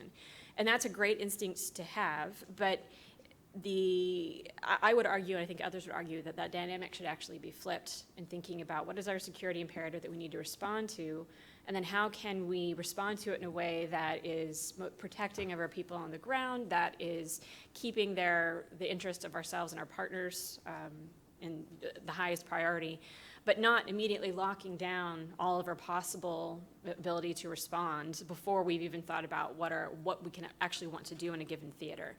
I think embassy security has become a sort of mantra for locked down on embassy compounds, locked down in the United States, unwillingness to send out assets and analytic teams, and difficulty in partnering with local organizations because we just can't get outside the walls to be able to talk with them in a given crisis. And all of those things make sense, but none of them are actually practical when the best possible way for you to respond to something, as both Mark and Katie alluded to, is to work with local partners. Lastly, I think both of you, well, actually the entire report addresses this dynamic very well. In this Situation Room, there's a tendency to lose sight of what is our given objective in a crisis. What is it the thing that we're actually trying to take on? And because we are more sort of a reactive mode, waiting for information to come in, having to regularly change what our courses of action are, what our plans are, what our diplomatic plans are, what our talking points are, we tend to be constantly in receive mode. And that can only last for so long until you have lost that security imperative and moved on to possibly another security imperative. And the successive ones become more difficult, more challenging, and have longer lasting effects. Lots of people have written about how the Obama administration in Syria and other countries was really sort of paralyzed by this dynamic of things might be worse if we responded, and therefore we won't respond at all. And I think that the case that is being made in this report of quite often you have short-term security imperatives that you can respond to without completely ruining your long-term interest is something that is not easy for policymakers to understand in a crisis. They feel the paralysis of knowing that if you break it, you buy it. If we go in right now with the military assets, we'll be there for the next 10 years. And those are worthy concerns to have. But at the same time, there are really near-term security imperatives to worry about and need to respond to. I have about 20 other things that I could list, but I'll stop there for Beth and others to respond. So now, Beth, we're going to move to what it's like on the ground. You're an expert in civil-military coordination in particular, but interagency dynamics. So tell us, once we're there, how do we go about doing this, especially given these very different environments? First of all, thank you. This report is an enormous contribution, and when I left government, I decided that what we needed more of was actual case studies. It was to actually dig in and see what we've been doing, what's been working, what our challenges are, and you guys have just laid this out perfectly. I just wish there was some magic place to go on the internet where you could just download all the case studies, as you're trying to grapple with these problems, because we don't really have that yet. And to your point on planning, I couldn't agree more. I just wish that DOD's planning party would be not as long and expensive, so that others could actually participate, because it is a problem. There is a huge imbalance, and that definitely relates to how we all can play together in these environments, because we don't have we don't have equal partners in this at the party. So I just wanted to make a couple of comments here. First of all, I take the point that we need to really work regionally and locally and with partners and with local communities.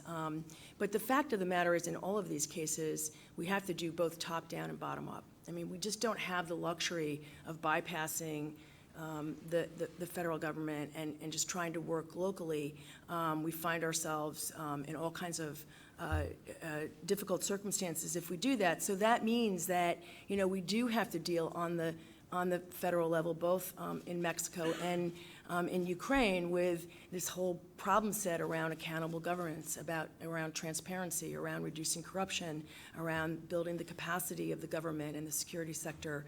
And that requires really, strategic patience.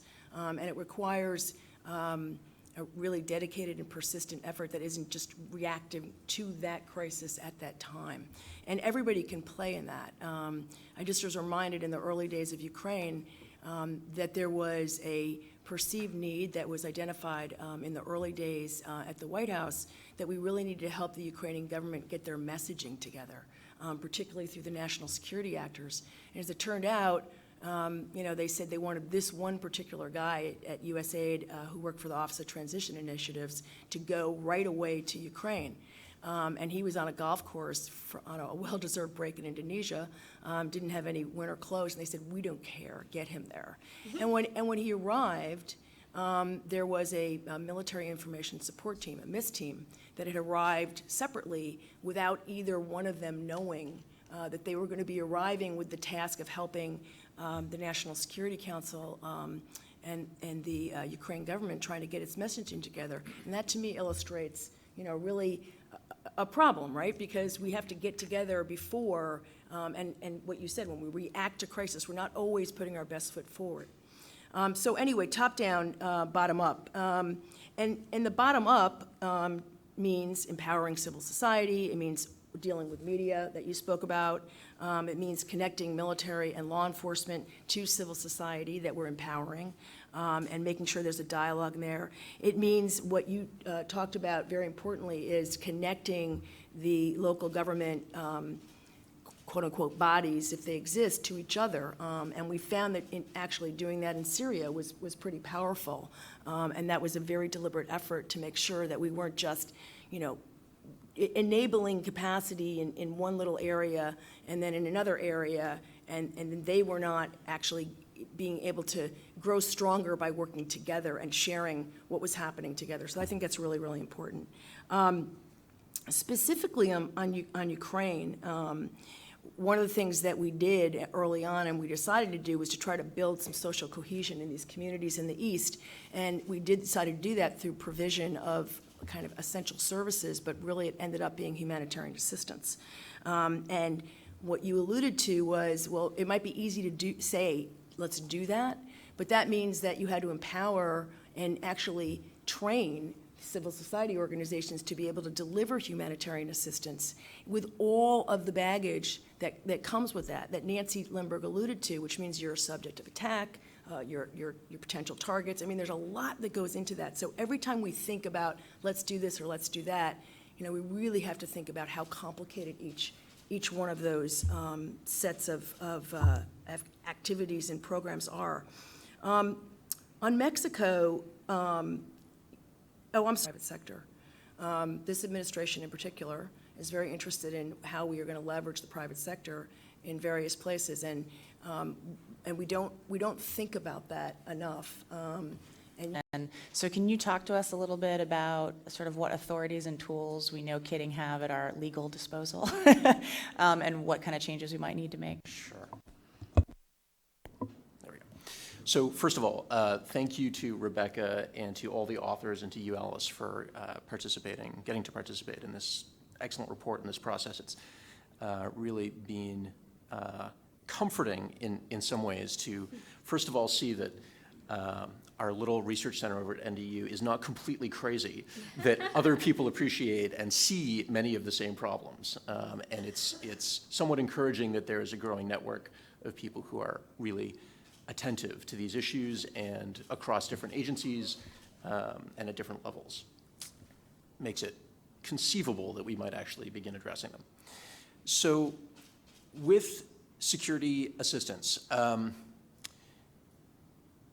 the main problem, and it's picking up on a theme that's already come out with all of the other speakers and the two case presenters, is that our approach is not driven by a political logic. it is really designed, it's founded on an assumption of kind of mirror imaging. And I think Lauren really put her finger on the problem. We assume our partners are being straightforward with us about their intentions and their goals, that they're going to use the assistance we give them in the ways that we expect and that we've negotiated, and that even in the execution of operations, that they will do so in a way that comports with our ideas of what is appropriate, of the lessons we try and communicate to them. And to be clear, these are not new problems. I'm like Beth, I'm a big fan of case studies, and one of the interesting things about case studies, you start going into what individuals have done and what individuals working in these instances have written about historically, and you try to learn from them, and you find in each case they're looking back to a previous case from a previous generation saying, yeah, so we had this same problem back then, and then you go back to that case, and suddenly you're in the 19th century. And it's like, the problems haven't changed. Exactly, absolutely. The Romans, Caesar complaining about his Gallic allies. And what that gets to, in some ways, is that these are eternal sort of principal agent problems, and that you can't escape politics. So our security sector assistance authorities are to a large extent built around the logic of assistance to other states, who we presume to be capable, exercise centralized command and control, are responsible and responsive, and also they're built to a large extent around selling large conventional weapon systems. And so when you get into the kind of fragile environments or complex environments that we're talking about here, or for that matter, the urgent crises, these large multi-year processes that are enormously bureaucratized simply aren't responsive enough. They're not built to get a small but critical material or human capability to a particular group in a particular place tomorrow. They're built to get a set of Abrams tanks and the support package to Egypt in 3 years. And I think, I'm very fond of quoting the title of the doctoral dissertation of a former DASD, Mara Carlin. The title of her dissertation is Training and Equipping is Not Transforming. And essentially what she shows, and again, it's a lesson that we've all brought out and is very much historically validated, our approach tends to emphasize the building of, historically it's building really tactical capabilities. So the ability to shoot, move, and communicate at the unit level. In the last few years, particularly in the context of Afghanistan and Iraq, we've started to focus a little more on the idea of building the capacity of institutions like ministries of defense and logistics chains to be able to supply those units in the field. But what we still don't have embedded in our approach to security sector assistance is the idea that we have to actually shape the character and conduct of the units, of the partners that we are trying to work with and work through. Now, there are exceptions to this. Army Special Forces are, at least in theory, educated, trained, organized to execute this kind of approach. But they operate at the tactical level. And one of the challenges that we've seen is that while they are sometimes very successful and incredibly innovative at the tactical level, there's a missing middle. The logic of local action that they take doesn't necessarily link with the top-down approach that Beth talked about as being a necessary complement. There's no plan, there's no strategy to make sure, for example, initially, that village stability operations in Afghanistan would meet with a corresponding change in governance strategy, governance approach, political authority from the Afghan federal government. Now, to their credit, Special Forces were very cognizant of this, and they sent this message up the chain, and they reiterated it, and they emphasized it. Ultimately, they were not not only were they not able to get that message through and have our top-down approach change, but in addition, they were sort of loved to death. So their initial successes, which were very impressive, turned them into an example that was held up as a silver bullet, and they were told to expand their program 500% in the space of about 18 months. So they went from taking a very slow, patient, politically informed, very nuanced and locally tailored approach to being told to do it on an industrial scale and do it tomorrow. And that just doesn't work. So what we have, I would say, is a series of disconnects. At the highest levels, as Lauren, I think, alluded to, we look for partners. We want to simplify the situation. I mean, these crises are so complicated that nuance often gets lost. And so we, instead of saying, well, this group could be a partner, but only if we're counterbalancing with this other group over here. Like we don't need to pick one group, we need to pick a couple of different groups so that we don't end up creating a food fight, well, not a food fight, an actual fight, on the ground, because we're helping Group A and Group B feels threatened. So that nuance tends to fall out. But in addition, and again, people have already alluded to this, there's a low tolerance for risk. So VSO was given a chance to succeed in Afghanistan, but it was given that chance over the strenuous objection of many involved in the top-down effort who saw it as a threat to the top-down effort. And so you have these sort of these tensions all through the system, and with the tyranny of time and the tyranny of urgency, they tend to get sort of wished away, or papered over, actually, is a better way to put it. Not wished away, papered over. So where does this go with authorities? The current security sector assistance authorities are actually being revised heavily right now. However, what's promising about it is that they developed initially really through very much a Byzantine patchwork. It was one ad hoc solution for this kind of challenge and another for that kind of challenge. You ended up with stovepipes on stovepipes on stovepipes. So there's an effort to consolidate these authorities and make it simpler. But, for example, you still don't have training.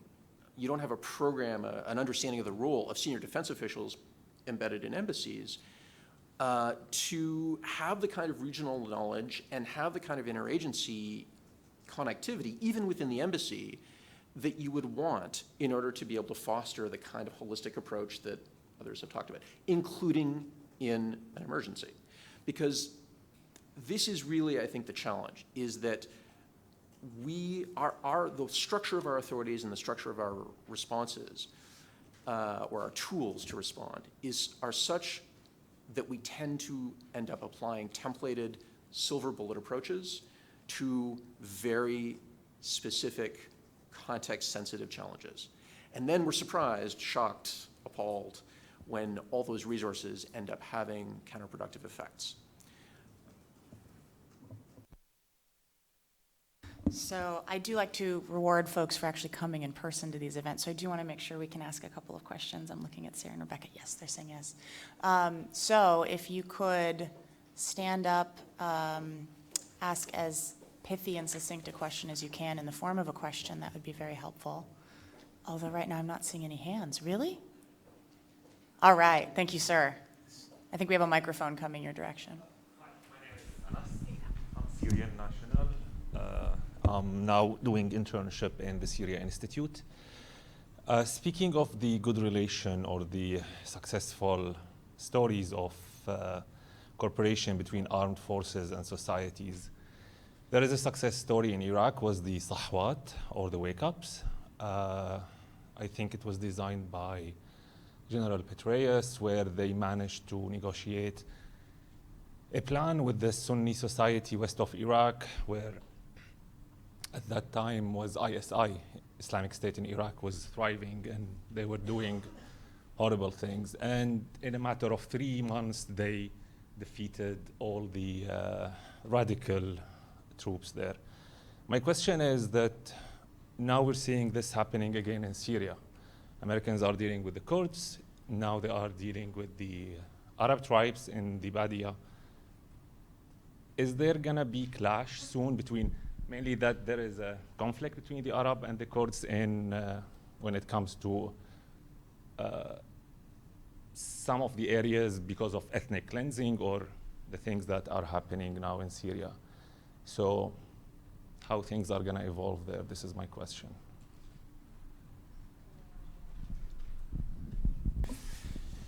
So there's a couple of really, I think, important points you highlight there. The first is that the Sawa, the awakening, it wasn't designed by Americans.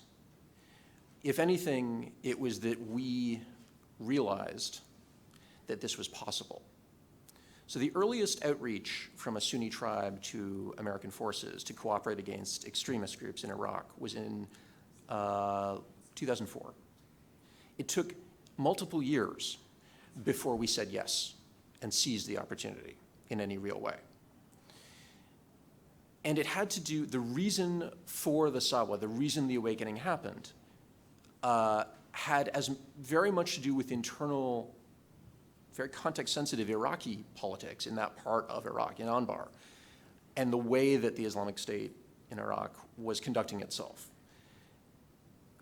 We eventually were wise enough to see and seize the opportunity, but I wouldn't say that we created it. So the question then becomes, okay, how does this apply? What lessons then do we take for Iraq, for the current challenge? I think there are a couple. The first is,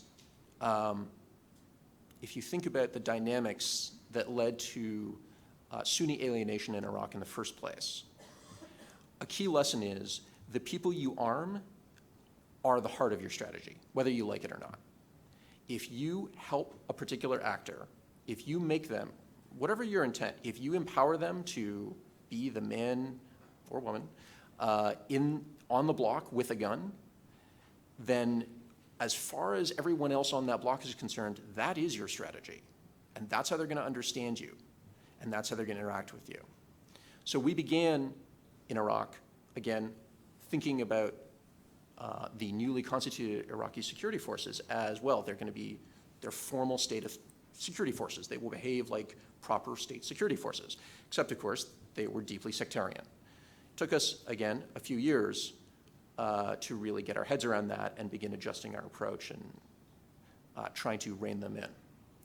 In the case of, for the current situation, I think the challenge is not only how do you make sure that the tactically expedient choice of the Kurdish groups, who are militarily very effective, how do you make sure that tactically expedient choice is not at odds with your long-term strategic objective of stabilization and reconciliation?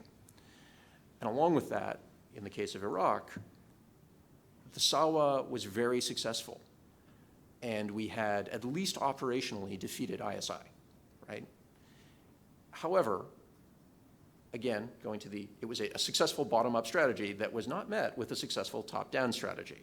The top-down, we were not able, for a number of reasons, to convince the Iraqi government to not return to its sectarian ways, and that undid everything that we were trying to do, and that we bled for, and that Iraqis bled for.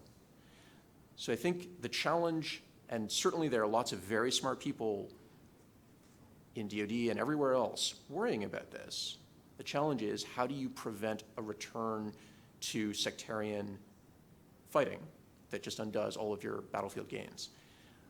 What I would say, again, alluding to some of the structural issues that we've already brought up, the problem is no one owns the whole thing, except kind of the president. It's really, like, no one below the level of the president owns the whole picture.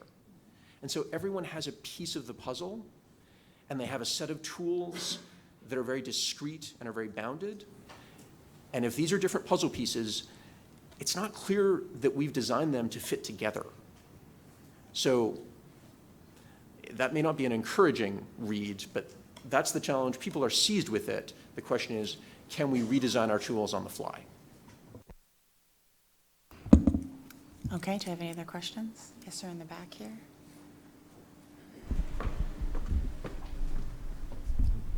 Yes, hello. Steve Keating from Georgetown's Institute for the Study of Diplomacy. Thank you all for your scholarship and your service. This is a theoretical question. When we listen to policymakers, we oftentimes hear the term end state. Is that a proper theoretical concept? Because when we talk about repeating case studies, do we really not mean pause states? Because things never remain static, even when we say this is our goal, this is our objective. There are always third actors that may come in, be spoilers, et cetera, or just circumstances change. I just wanted to get your sense on the frame of an end state. Thank you.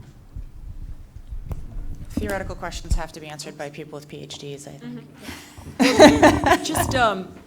Just for those of us who were around when the whole Balkans conflict erupted, and if you recall the debate in the United States Congress, it was around exit dates versus end states. And at the time, we really coalesced around the idea that, wait a minute, exit dates are artificial.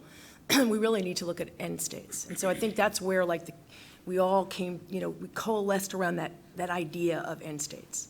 And you need some end states for planning. You need some goals and objectives and end states just for the whole planning process.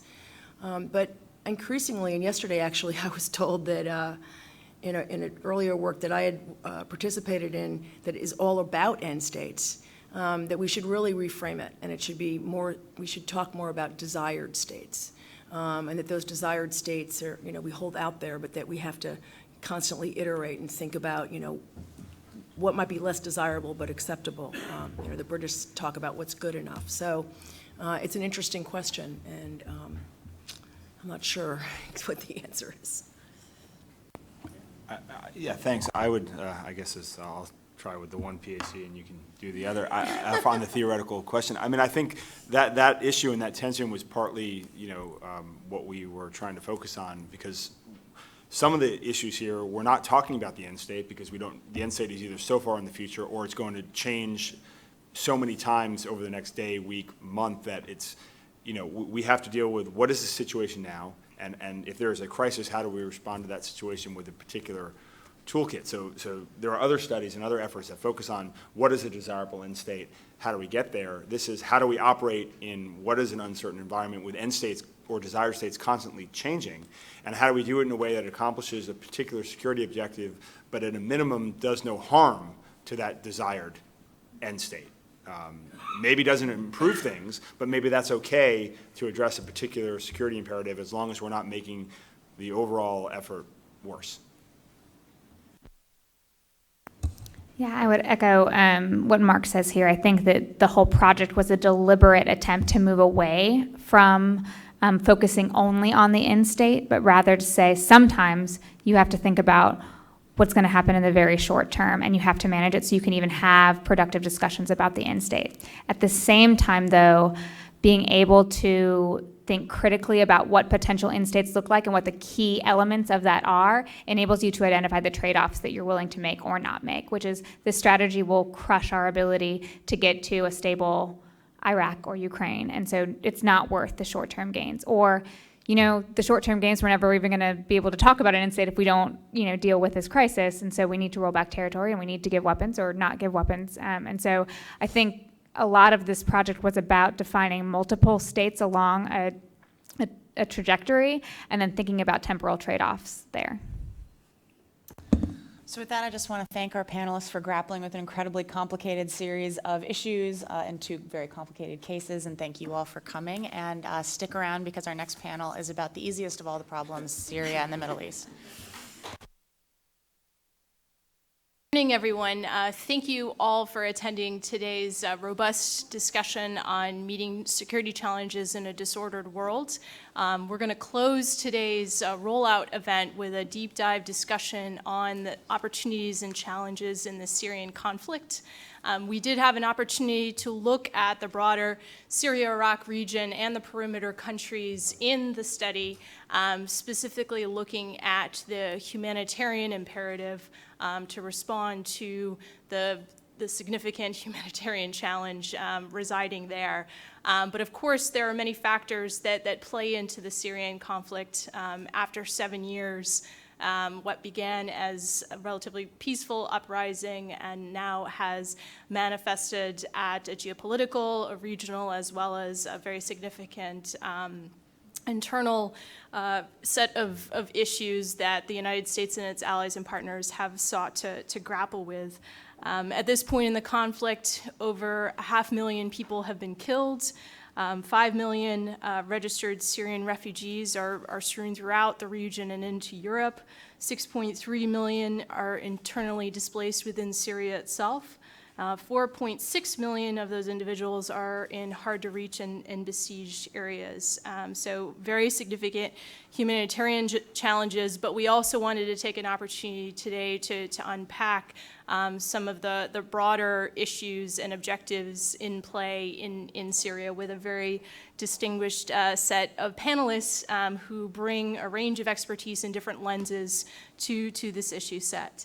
So without further ado, I will introduce them, starting with Emma Ashford here on my immediate left. Emma is a research fellow at the Cato Institute, and her research focuses on the politics and foreign policies of petrostates, particularly in the Middle East and Russia.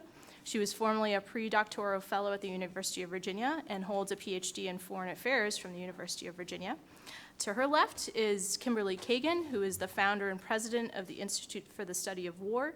She has taught military history at the U.S. Military Academy at West Point, Yale, Georgetown, and American University.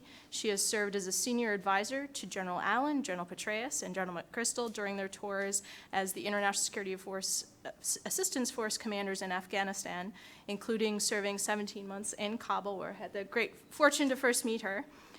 She also advised Generals Petraeus and Odierno during their commands of multinational forces in Iraq.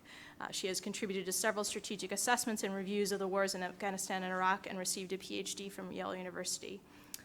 To her left is Charles Lister. Charles is a senior fellow at the Middle East Institute, where his work focuses primarily on the conflict in Syria and on issues of terrorism and insurgency across the Levant.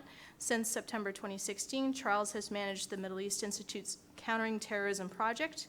Prior to this, Lister also managed engagement with the leadership of over 100 Syrian armed opposition groups on behalf of the multinationally backed Syria Track 2 Dialogue Initiative.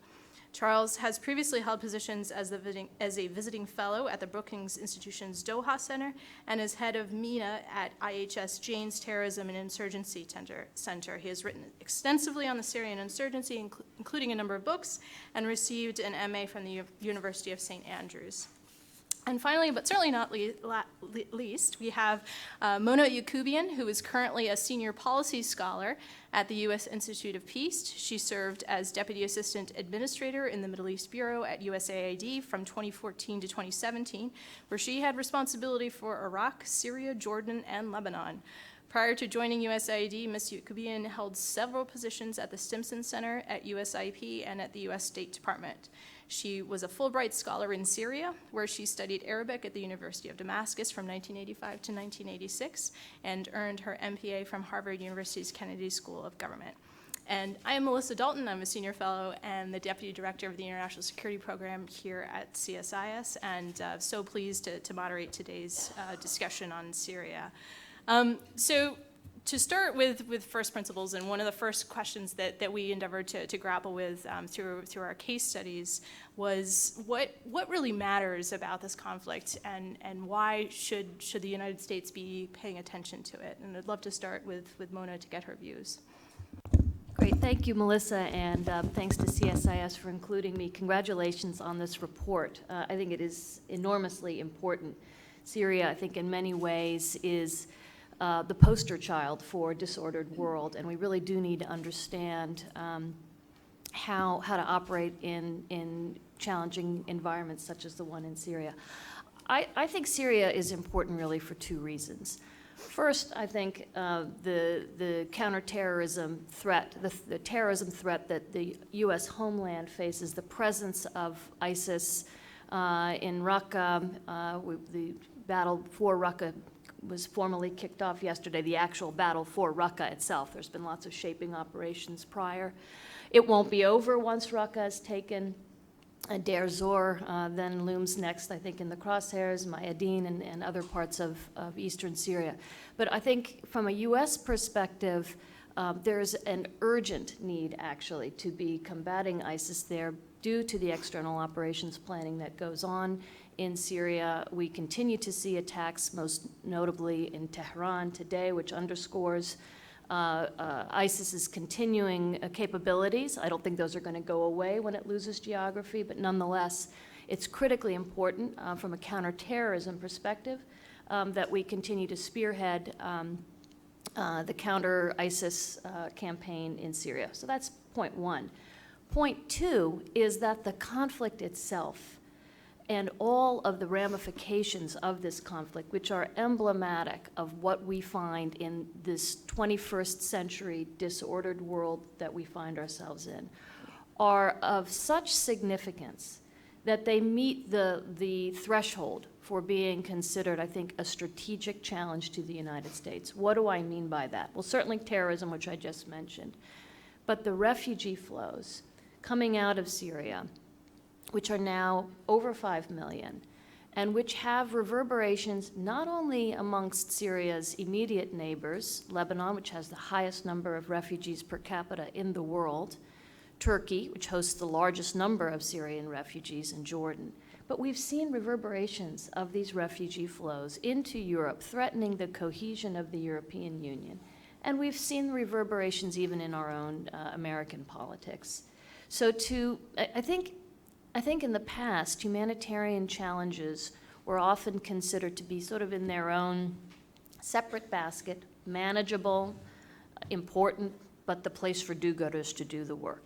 I would argue that Syria and the humanitarian catastrophe that we are now contending with in Syria, the worst and most complex humanitarian emergency since the end of World War II, constitutes a significant and immediate strategic challenge for the United States. Thanks so much, Melissa. Charles? I don't want to, first of all, Melissa, thanks for having me, and to CSIS. I don't want to repeat what Mona has said, but I would definitely reiterate everything you've said and probably add to it. I think the counterterrorism issue, for good or bad, dominates American decision-making in terms of what our interests are. Personally, I think it's always inflated in terms of the scale to which it dominates our foreign policy decision-making, but it does, and we have to accept that. For that reason, I would say we shouldn't only be thinking about ISIS. ISIS clearly presents a clear and present danger in Syria, in Iraq, in the rest of the region, and internationally. I think that much is very, very patently clear. But al-Qaeda, in very different ways, has developed itself in a particularly effective manner in Syria. In fact, without wanting to go into too many details, we now essentially have a number of different sort of al-Qaeda movements in Syria, one of which is essentially now the representative of al-Qaeda's core leadership, in terms of their authority being delineated from Afghanistan, Pakistan, now into northern Syria. They've now distinguished themselves from the new movement called Hayat Tahrir al-Sham, previously Jabhat Fatah al-Sham, and before that Jabhat al-Nusra. And that evolution of that group into its third presence now is something that I'm watching very carefully, partially because we may now be seeing an entirely new kind of jihadi actor emerge in the Middle East, which is conflicting aggressively on an ideological level with al-Qaeda, and in fact distancing themselves in different ways, but ideologically they remain just as extreme. But they're operating along an entirely different strategic direction. And that specific movement now poses a different danger. It's not just its ability to house foreign attack plotters in Syria, but it also now has the danger of mainstreaming a jihadist movement in the region. The danger that some states in the region may eventually, if they aren't already, see this movement, Hayat Tahrir al-Sham, as a legitimate resistance movement, not solely as an al-Qaeda movement. And because it's distancing itself and differentiating itself in that manner, I think that poses a very different danger to us than ISIS and al-Qaeda. So I think there are three. Other aspects I would mention, other than terrorism, is clearly we are engaged in lockstep in competition in the region with Iran and with Russia. And the perception over the last 6 years in terms of the Syrian conflict of US weakness and US risk aversion and US unwillingness to do what it is actually fundamentally necessary to take a grip over the conflict means that both of those states have stepped in and reassumed an advantage. And it's going to be very difficult for us, if we ever want to reassume some kind of position of authority in Syria. In southeastern Syria, we seem to be trying exactly that. In fact, we've struck pro-Assad and Iran-backed militias twice now, I think, in 3 weeks, and that's a very significant development. So Iran and Russia and the competition angle, I think, is really, really important on a strategic level for the long term. EU and the refugees, I think, is extremely clear. Europe is now extremely cynical of the United States and its ability to exert influence and its willingness to exert influence in the Middle East beyond its own immediate interests, which today is ISIS. And that raises the last thing I'll say, which is the issue of credibility. There's been a big debate in Washington, especially during the last few years of the Obama administration, over whether or not it was important to prioritize American credibility in the Middle East, and specifically in the Syrian conflict. Whether or not it really mattered. Do we just pursue US interests for US interests' sake, or do we do it also to maintain our credibility in the region? Our credibility in the region has plummeted, and we're now seeing some of our longest-term partners in the region act on their own behalf. And that, I think, is a strategic long-term danger. It's reversible, whatever the current administration might end up doing, and I think we should be looking at the GCC and the Gulf very closely right now in terms of what I'm saying about the credibility. But I think just generally exerting US influence on these kind of crises is extremely important, including when it's risky, because ultimately that's when we have the best opportunities to actually rescue or assert our credibility in the region. Great. Kim? Thank you, Melissa, and congratulations to all of you who have been involved with this paper. I, once again, want to add to what Mona and Charles have said because they are both correct in defining these layers of strategic interests that the United States has in Syria. Humanitarian, strategic, security-related interests that they have both described. And I would like to expand on them in the following ways. First, what had been in Syria a war within Syria, or a conflict then that was a regional conflict, is now a global conflict. And it is not contained within the boundaries of Syria. It is not contained within the boundaries of the Middle East. We have the international competition that Charles so aptly described between the United States, Russia, and Iran ongoing there. And we have the creation of potential new alliances of adversaries, including Russia and Iran and Syria, who are now interoperating within the theater in new ways. They have new military capabilities that they didn't have 6 years ago. The Russians have brought new military capabilities to Syria that weren't there before they arrived in force in October 2015, including the high-end weapons, such as the S-400 system, that has a profound effect on the United States' ability to act freely, have freedom of maneuver and movement within the Mediterranean, and ultimately possibly throughout the Middle East, as Iran has requested additional systems and capabilities from Russia that can be ultimately deployed all the way through the Straits of Hormuz in order to create a zone, not that eliminates the U.S. ability to maneuver militarily or ensure freedom of the seas, but increases the risks to the United States and its allies of doing so. That is a dangerous future that is being built now inside of Syria. And we actually must focus on the current problems in Syria with an eye toward what it is that our adversaries are trying to achieve geostrategically in the Middle East and then elsewhere, in Syria, in the Middle East, and elsewhere. Because our adversaries, particularly Russia, plays the whole board and does not separate out into theaters so precisely its actions or interactions with the United States and with the West, but rather looks at all of the ways in which it can achieve its grand strategic objectives, including its stated objectives of contesting the U.S. And the terms on which the Cold War ended. And we, the United States, are focused myopically on getting ISIS out of a town in Syria while this global game is being played. We need to widen our aperture and recognize the stakes that are at play here in Syria for the United States.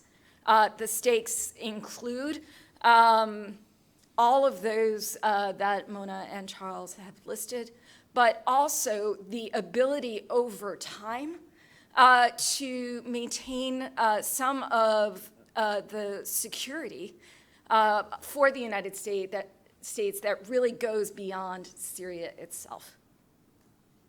Secondly, I must reiterate what Charles said. We have an al-Qaeda threat emanating from Syria, and I'm so delighted to hear Charles emphasizing that. It is something that the Institute for the Study of War, Jennifer Cafarella, our lead Syria analyst, our lead planner, has been taking on since 2013, and something that actually ought to be at the forefront of our mind as we construct a strategy for Syria. This is not a later problem. A problem to be left for later. This is a problem right now.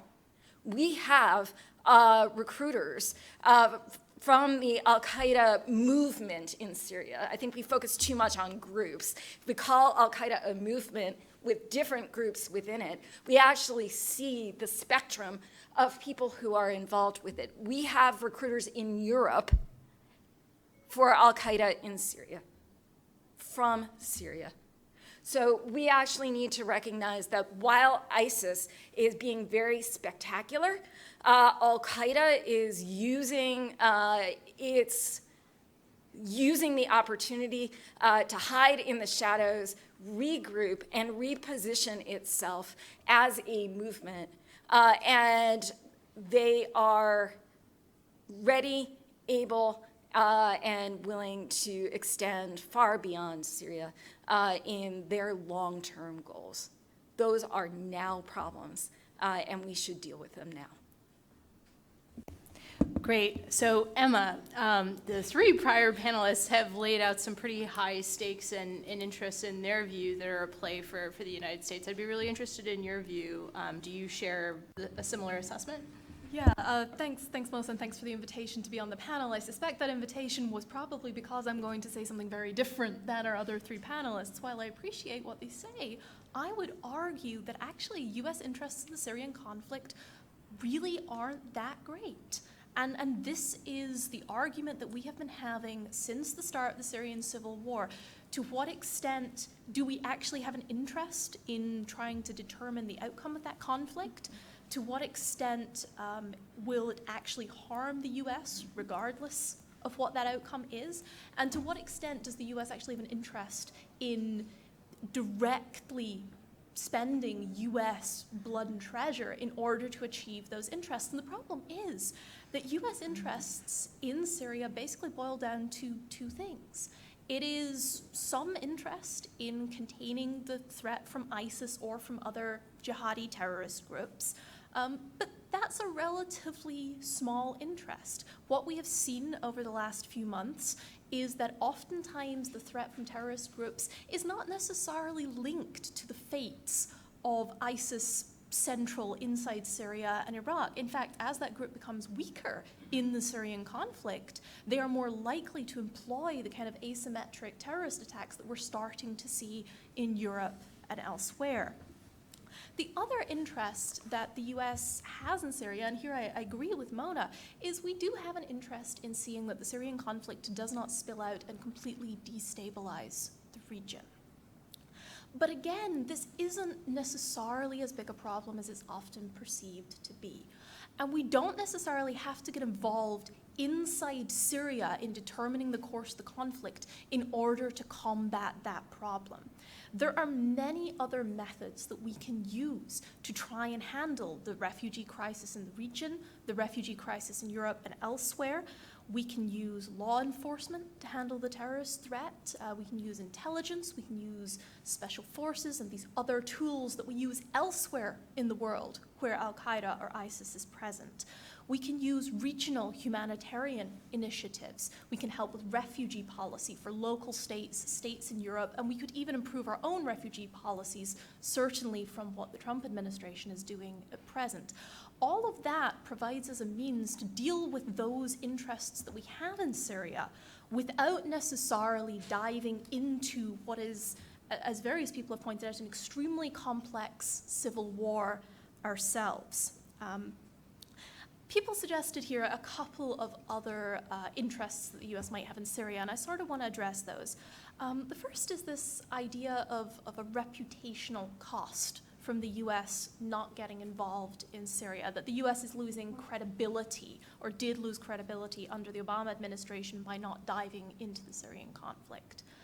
First, the academic literature on this, where scholars have studied credibility, how states interpret this kind of move, the academic literature basically shows that states don't suffer credibility losses from not intervening in unimportant conflicts. States are very capable of trying to figure out what's actually important for one another. When the US chooses not to interfere in somewhere like Syria that isn't really a core interest of ours, that doesn't mean that states think we can't act elsewhere.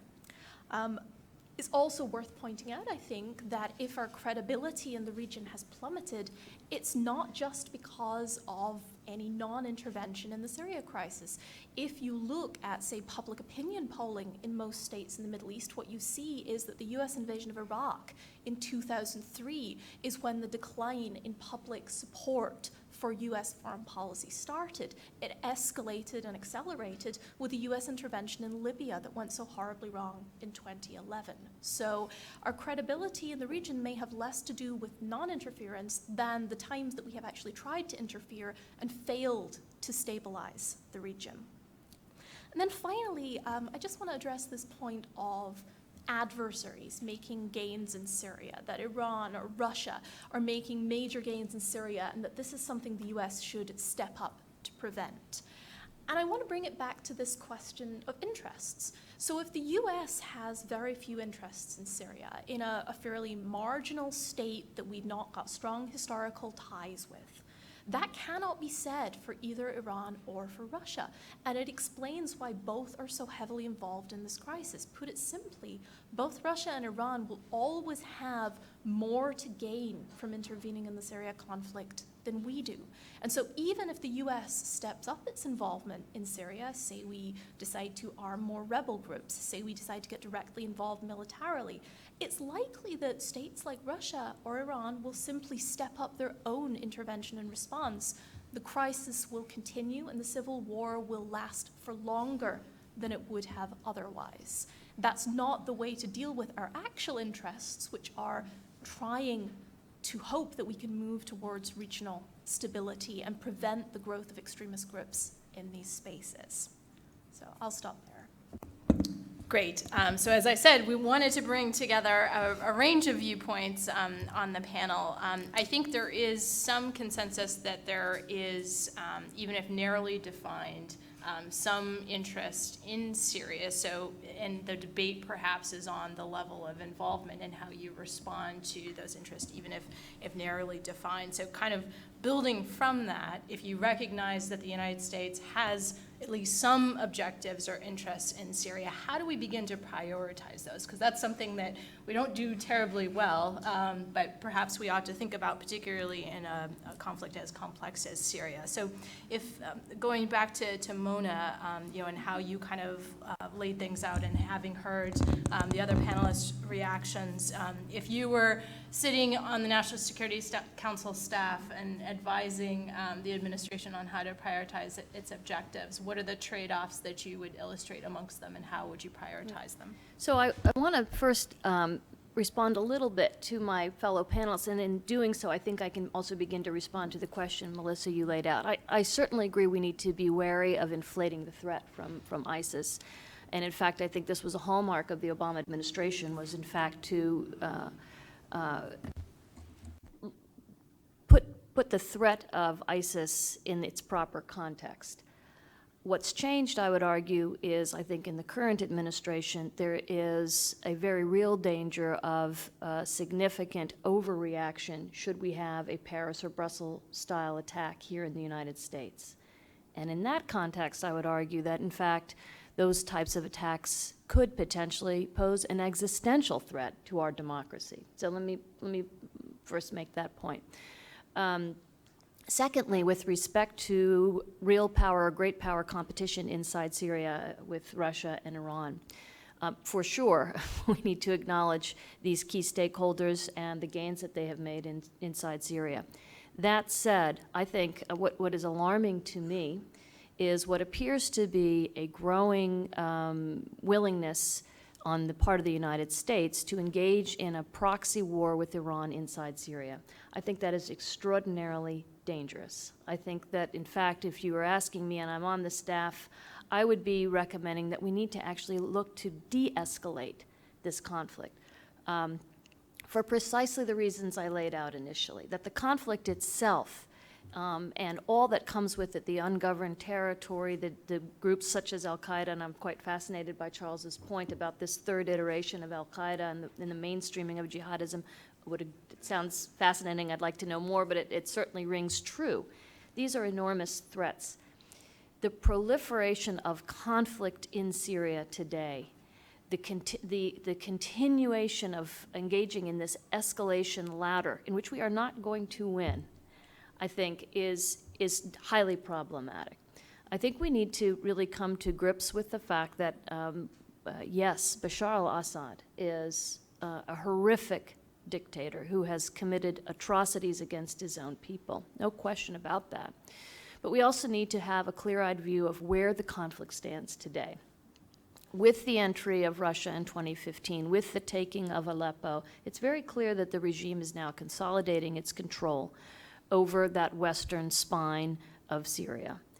And so what I would argue is we need to acknowledge it. We need to understand how we can pivot and leverage the possibility that Russia, perhaps Iran I think is a little bit different, but Russia's stakes might be different. The Russian calculus may be a bit different now. And look to see where we as the U.S. can exert a leadership role. Where we can work above the fray, where we can, yes, we do need to talk to Iran about Syria, and I would argue we should try to leverage our Gulf allies in that way. We're doing precisely the opposite, but I'm living in my own little reality right now. That's what I would recommend. I think that there is an extraordinary danger in allowing this conflict to continue for many years by engaging in greater escalation. So I would say, in summary, I would say let us look for how do we capitalize on the current seeming willingness on the part of Russia and the regime and perhaps Iran to consolidate the gains that they've made, but now de-escalate the conflict. What are the levers that we have? over these powers, whether it's in the realm of assistance and the enormous amount of resources that are going to be required, not only to stabilize, but ultimately to rebuild Syria. Final point, though, I would argue, and this is a little contradictory, I think we need, again, to do this with a clear eye. There is a looming great battle that's coming in Idlib, where many of these extremists have been forced into, and it's quite clear that this is not going to be, that they are not going to go quietly, and that the regime may well use barrel bombs and other horrific tactics that they've used in the past. Are there things we can be doing now to try and push back against that? Is there how can we put civilian protection first? So again, I think we need to be very realistic about what the situation in Syria portends, and then be creative in how we address those challenges. Would anybody else like to jump in on this? Yep. If that's okay. Sorry. I think I'll also take the same strategy and sort of address some of the fellow panelists in the way of answering your question about prioritization. I mean, I think we need to just look back over the last 6 years and look at how bad things have got inside Syria, and the extent to which the knock-on effects and the spillover effects have magnified over the past 6 years. And in our introductory comments, we all mentioned the kind of things that 5.5 million refugees, the fact that the refugee flows into Europe have caused a real crisis of confidence in the entire European Union. We've seen the rise of the alt-right or the far-right or the white nationalist movements across Europe, and being half British, I can certainly speak to that in the UK, and there are many other countries where this has happened. And we've seen a crisis of relationships, whereby behind the scenes, European countries are not talking about America like they were 3 or 4 years ago. And to suggest that just that one situation, not to include all of the others that I could list, mean that we don't have interests in solving Syria is bizarre. I wrote an article about a year ago that said that the Obama administration's policy on Syria was the definition of insanity. And I said that because we were trying the same thing again and again and again, and every time it failed. And we never changed our strategy. We said, let's bring all the parties to talks, but we're not going to enforce anything on anyone. We're not going to give anyone consequences for violating ceasefires, but let's all just come together, smile around the table, and let's make a political deal. And guess what? It didn't work. So if we think that we can continue this containment strategy, because essentially that's what we've had, we've pursued ISIS on a corner of Syria, and we've hoped to contain the rest of the crisis. That has catastrophically failed over the last 6 years. So clearly something's missing. If we pull out, I would argue the crisis will only get worse. Those 5.5 million refugees are never going to come back to Syria if Assad is still in Damascus. They will not come back. And I know that because I've spoken to thousands of them over the last 3 or 4 years as part of Track 2 processes. And the fear of coming back into Syria because they've left means that they will be perceived as opposition. And Assad has repeatedly called people like that germs. He said, I will cleanse my country. I am cleansing my country of germs, of the disease. If they step foot back in Syria, their fear is they will end up in prison and they will be disappeared. So the whole reason why I've said that is something's missing. I'm not saying we're going to march into Syria and overthrow the Assad regime. I think that would be catastrophic as well. But there is an extent to which I think we can exert ourselves in certain strategic areas of the country to exert more of an influence on the broader political process in terms of putting more pressure on the Assad regime. I think we can do that largely through pursuing a counterterrorism policy, which is in effect what we're still doing to this day. With Assad, I'll be very brief. With Assad saying, I still want to take back every inch of my country, he means that. But we have already established facts on the ground which make that impossible through our counterterrorism policy. And there is much more that we can do for that, which doesn't involve going to war with Assad, which doesn't necessarily involve going to war with Iran-backed militias, but does involve, up to a certain point, exerting ourselves just enough that the broader political process and the broader de-escalation of the broader conflict might be more possible than our current strategy, which I'm amazed that anyone, anywhere, can still say our strategy today is working. because it has got worse every month since March 2011. Kim? Very quickly. Thank you. And that strategy continues today. In fact, there is very little change between President Trump's strategy for Syria and Iraq and President Obama's strategy for Syria and Iraq, with the caveat that Mona noted that the Trump administration is more interested in restricting the freedom of maneuver that Iran has achieved in both countries for a variety of reasons. What I really want to emphasize is that, look, we all want to achieve a peaceful outcome in Syria through a political process. And I think that's our hope.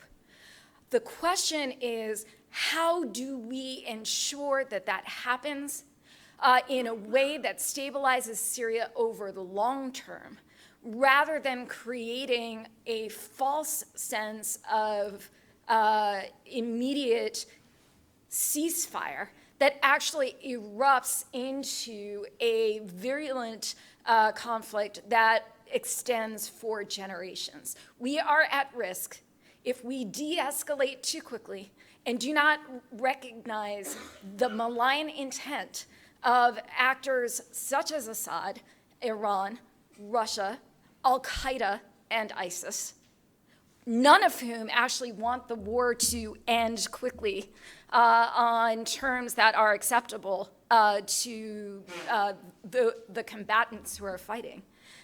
Then we are actually going to create conditions through ceasefire that will be upended and create the next set of civil war. This is long, this is hard, this is difficult, and we need to make sure that as we think about our priorities, we realize that there are a lot of things we need to do simultaneously in order to move Syria along to the kind of stable outcome we hope to achieve.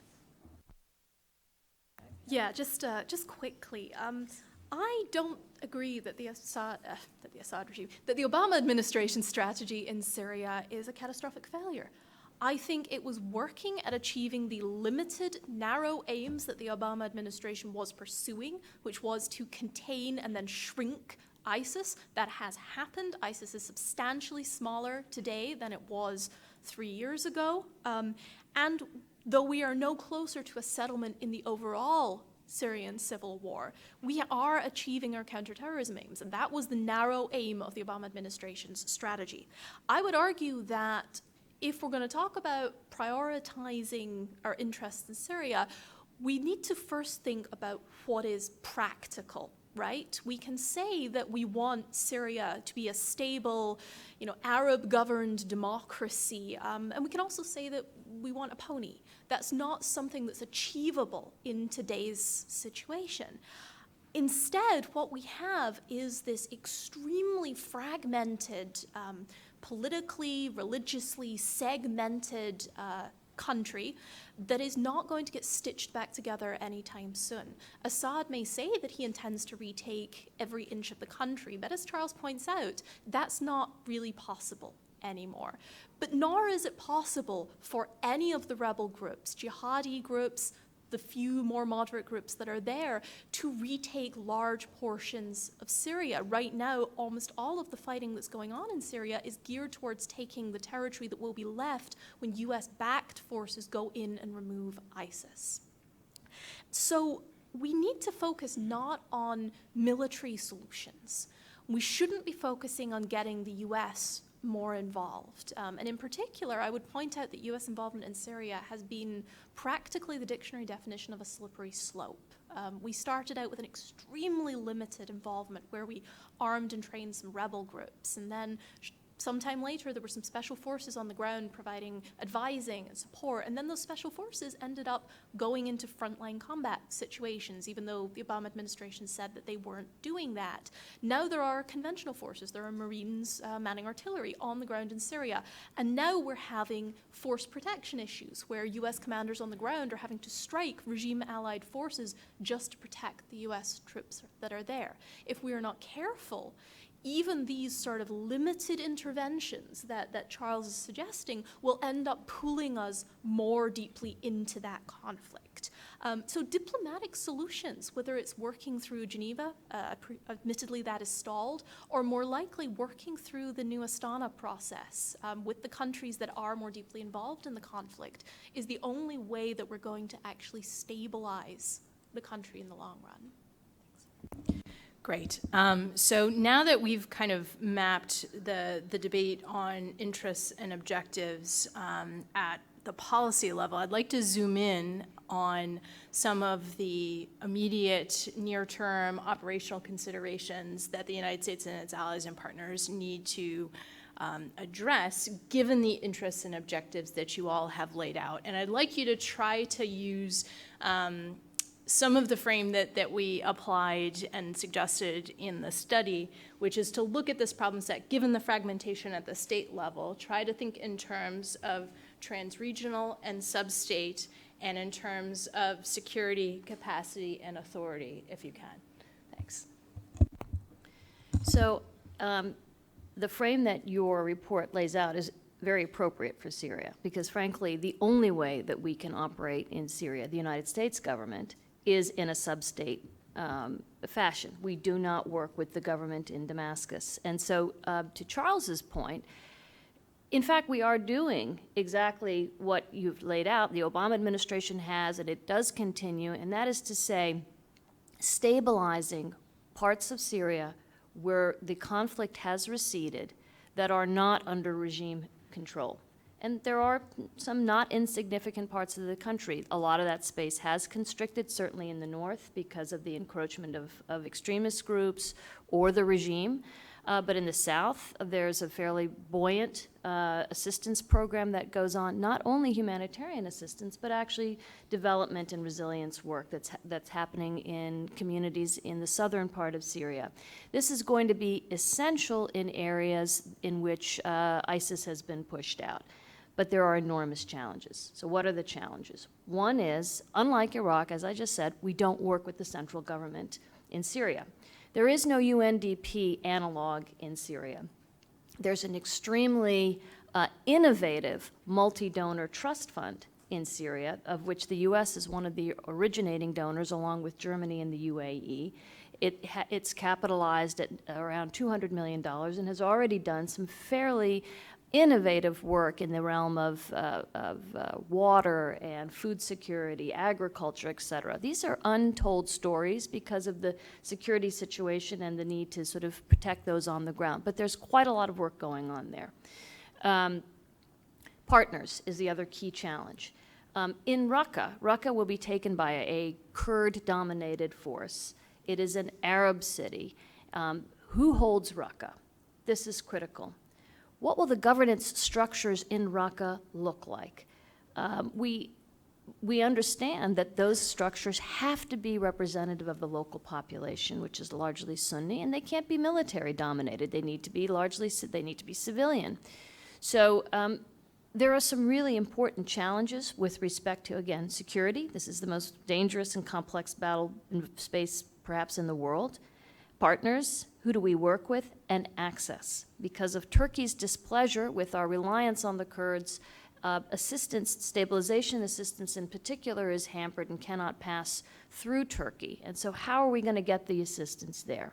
But that said, and I'll conclude on a more positive note, there's a really important opportunity in Syria. We have pioneered and used new ways of operating by necessity inside Syria that I think could be a template for how we work in fragile and conflict-ridden areas globally. We work by, with, and through the Syrians. We work very closely with our Syrian partners. As a result, the stabilization work that's being done in Syria is necessarily small scale. It's very close to the ground. It's not Iraq with bags of cash going and frankly, fueling corruption and conflict. It's organic. And it is very much driven by what those in the community themselves want. There are town hall meetings, the people come together and lay out what their needs are. And so we've pioneered some very important, I think, techniques that may well hold important promise for other fragile areas going forward. Great. Charles? I also reiterate everything Mona has said. I think there are so many untold stories about the success or the relative success of the kind of development, redevelopment, and aid assistance programs that have made a very big impact and get totally ignored when you see a black flag on your TV screens. You assume that whole area must be under a black flag, but more often than not, including in the northwest of Syria, the reality is often a lot more complicated than that. But again, our kind of obsession with terrorism means that we view everything through a certain shaded lens, which doesn't always give us an accurate picture. In terms of moving forward on Syria, I would agree with, I think everyone along the panel has said this so far, that there is no immediate solution to Syria. There is no grand settlement to Syria that's going to happen anytime soon. There are things that we can do that I think can help to de-escalate the grand, broader nationwide conflict, but that doesn't mean that we're 12 months away from a settlement in which Assad departs or Assad shares power with the opposition or what have you. I sadly think we're many years away from that. But for that reason, I think what we need to pursue is what I think we are kind of pursuing now, although not necessarily acknowledging it, which is an interim solution of de-escalating within certain strategic areas of the country through which we are pursuing our counterterrorism strategy. In the northeast of the country, by and large, that has been quite effective, although there is now a very big rumbling problem of IDPs who are all sitting in internment camps controlled by our counter-ISIS partner, the Syrian Democratic Forces. And these IDPs are not allowed out of these camps. They are locked in. And there have been some who have been killed on the spot for trying to escape. This is a big problem, and we're talking hundreds of thousands of people here who, again, to Mona's point, won't want to live under YPG Kurdish control, whether we're in Raqqa or whether we're in villages and towns further west. So that's a problem, but in a sense, I would point us all to look at, and this is far from perfect, and our relationship with Turkey is definitely far from perfect. But what the Turks did in northern Aleppo is interesting. Through an agreement privately with the Russian government, Turkey intervened in northern Aleppo's countryside some time ago to combat the Islamic State, ISIS, and the Kurdish YPG. They were pursuing their own national security interests, not looking at the broader Syrian conflict. They were pursuing Turkish interests. But by doing so, and by giving our permission for them to do so, we now have a de facto safe zone, or no bombing zone, which is 110 kilometers by 60 kilometers, in which there is no presence of ISIS and no presence of Al-Qaeda, in which in the last 8 weeks, 50,000 refugees have returned from Turkey into this Syrian territory. We have a process of demobilization and disarmament of rebel groups because the Turkish government is forcing armed groups to evacuate towns that they have controlled, and they're replacing them with civilian police forces trained in Turkey. We've seen a new Arabic language education curriculum introduced into the area. We've seen interim reconstruction, new electricity programs, new water programs, all being flowed out. Now, putting aside the fact that our relationship with Turkey is highly problematic, the model by itself shows that there are things we can do to pursue our own national security interests in the immediate term, which is terrorism, to create these kind of de facto safe zones. Why is it a safe zone? Because there are Turkish soldiers sat on that soil, which neither Russia or Assad or Iran will do anything that risks killing them. If there are American soldiers in southeastern Syria, as there are right now, the Russian government won't fly their jets now anywhere near our soldiers for risk of killing them.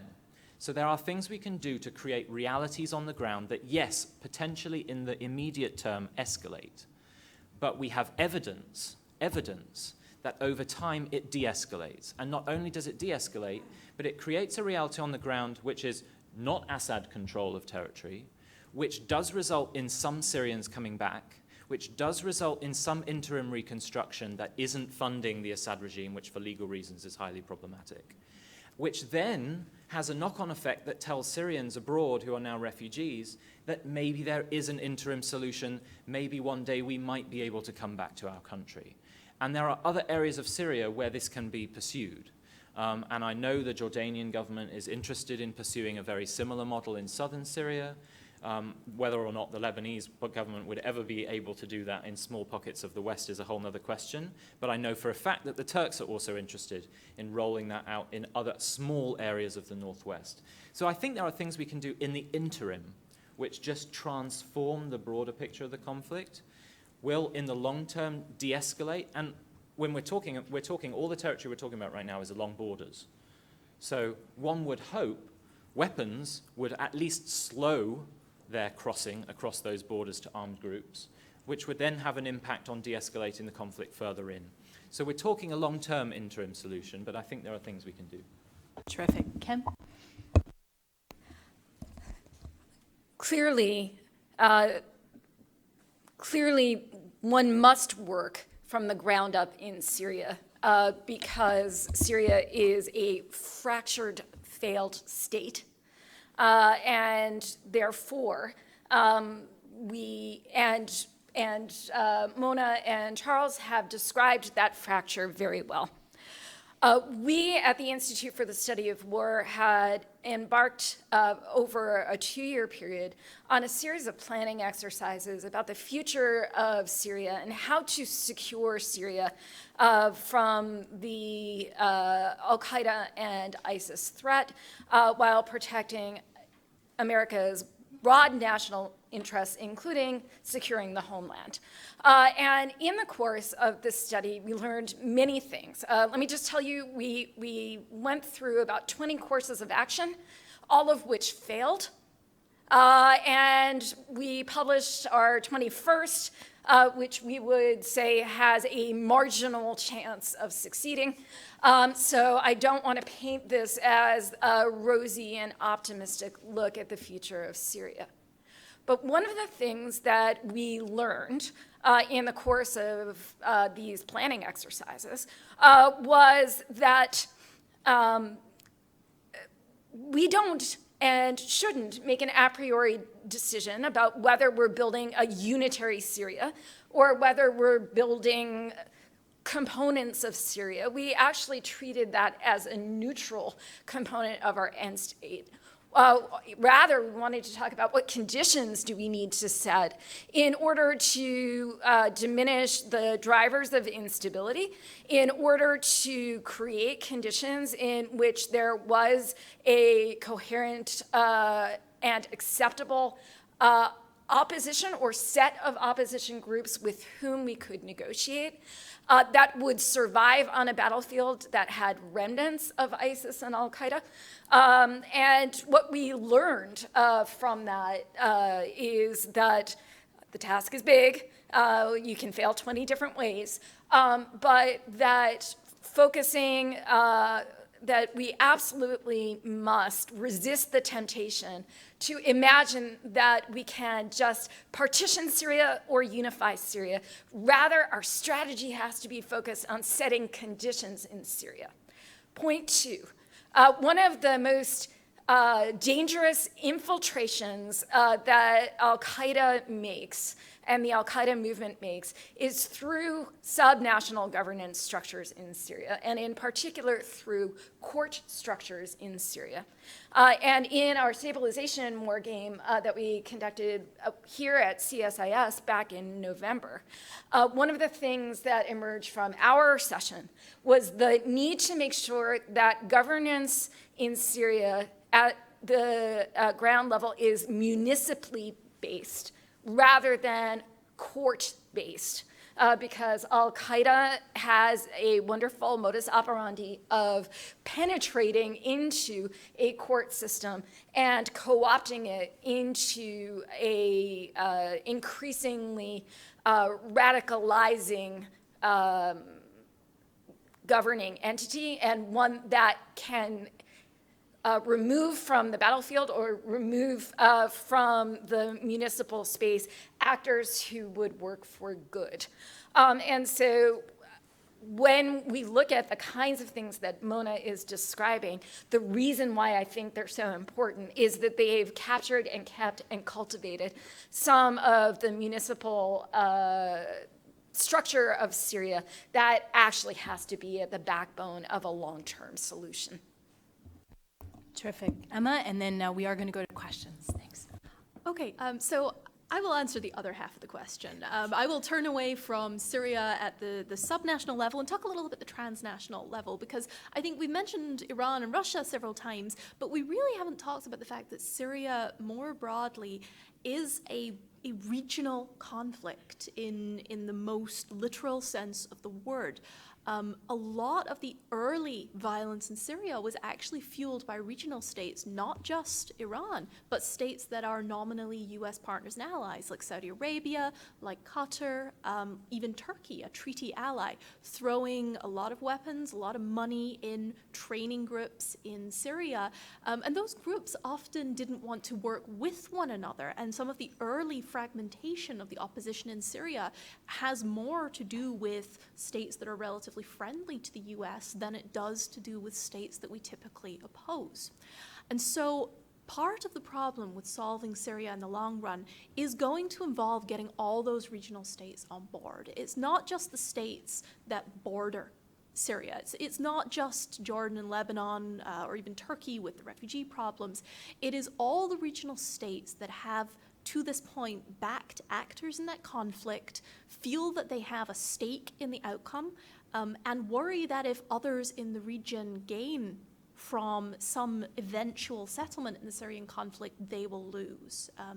And so the US government needs to be thinking about this on a broader regional level. They need to be thinking about diplomatic steps that can be taken to reduce tensions in the region overall. And again, this isn't just tensions between Saudi Arabia and Iran. As the last few days have made perfectly clear, there are plenty of tensions inside the sort of Sunni GCC states that the US often regards as a unified bloc.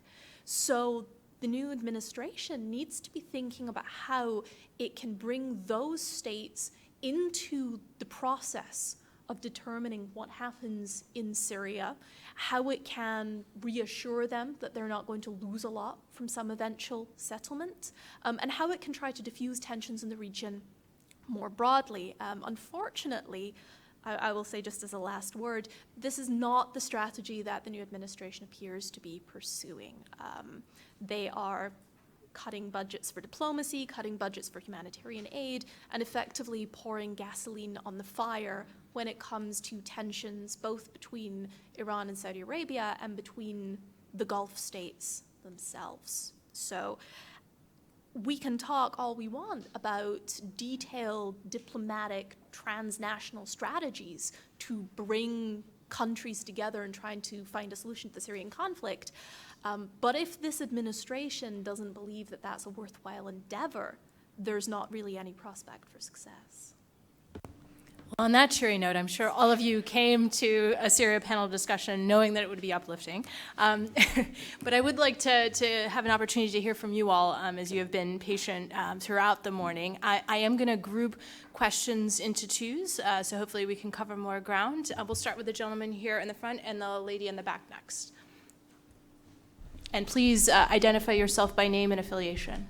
My name is Jesse Marsh from the Stimson Center. Thank you all for coming and for speaking with us. My question largely falls post the Astana process. We now have 4 safe zones or deconfliction zones that have been established in Syria. And in order to see any kind of humanitarian development within those communities, you're going to have an inter-oppositional war to drive out the more radical elements, whether it's the Wali brigades in the south in Daraa and Kenitra, or it's HTS and the various groups in the north. In Idlib, how do you perceive those inter-oppositional wars being fought, and how do we define which groups we, as a potential guarantor that presently being debated, or even Turkey, which groups do we back, which groups do Russia, classify as terrorists, and those that they classify as potential actors to be supported? Thank you. And the lady in the back with the purple shirt. as well. Yep. Thanks. Thank you all for speaking today. My name is Amy Davis from the Center for Contemporary Arab Studies at Georgetown University. The report recommends strengthening ties with local actors in fragile states.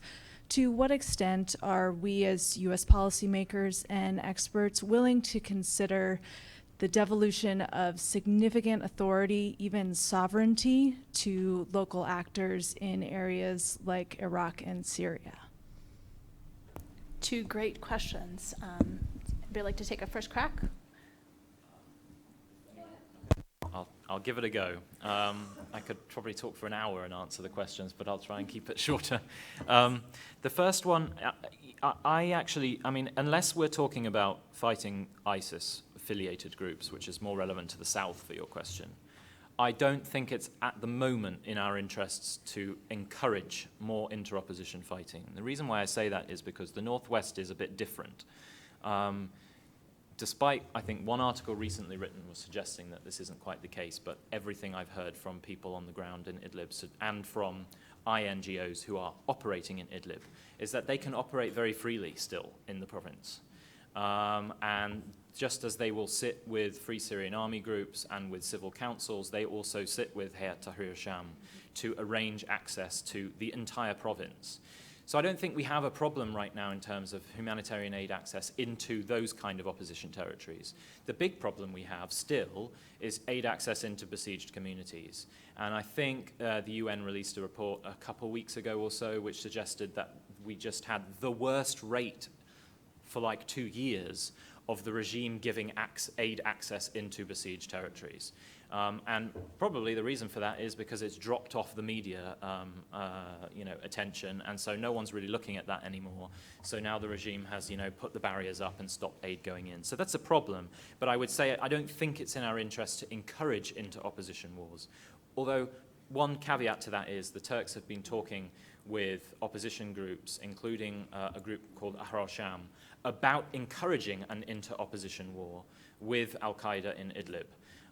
Whether or not that's going to happen, I'm not sure, but the tension is bubbling away. A new movement is being created in Idlib right now for exactly this purpose, a Turkish-backed alliance. It hasn't announced itself yet, but it does exist.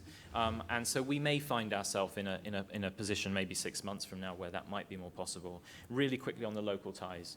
I think the US has a real big problem with creating effective long-term relationships with local partners in the Middle East. And to put it really frankly, the Iranians are amazing and we're terrible. And we tend to pick people who work in the short term, but who then end up posing big long-term challenges. And we often pick the people in the long term because they either speak English or because they have relatives who live in London or Paris, as we've done with political opposition movements, or we pick people who are just willing to take cash and who are willing to sign a form saying, I want democracy and I want this and that, but then 6 or 12 or 18 months later, things get a little bit more complicated. And the only reason why I bring that up is we are, I think, in northeastern Syria, going to face more and more of a problem with the YPG because there are discussions going on behind the scenes about Raqqa, about a possible power-sharing agreement with the Assad regime once the Raqqa city falls. If that happens, we've lost all authority over the shape of the dynamics in northeastern Syria. To proclaim victory would be pretty short-sighted.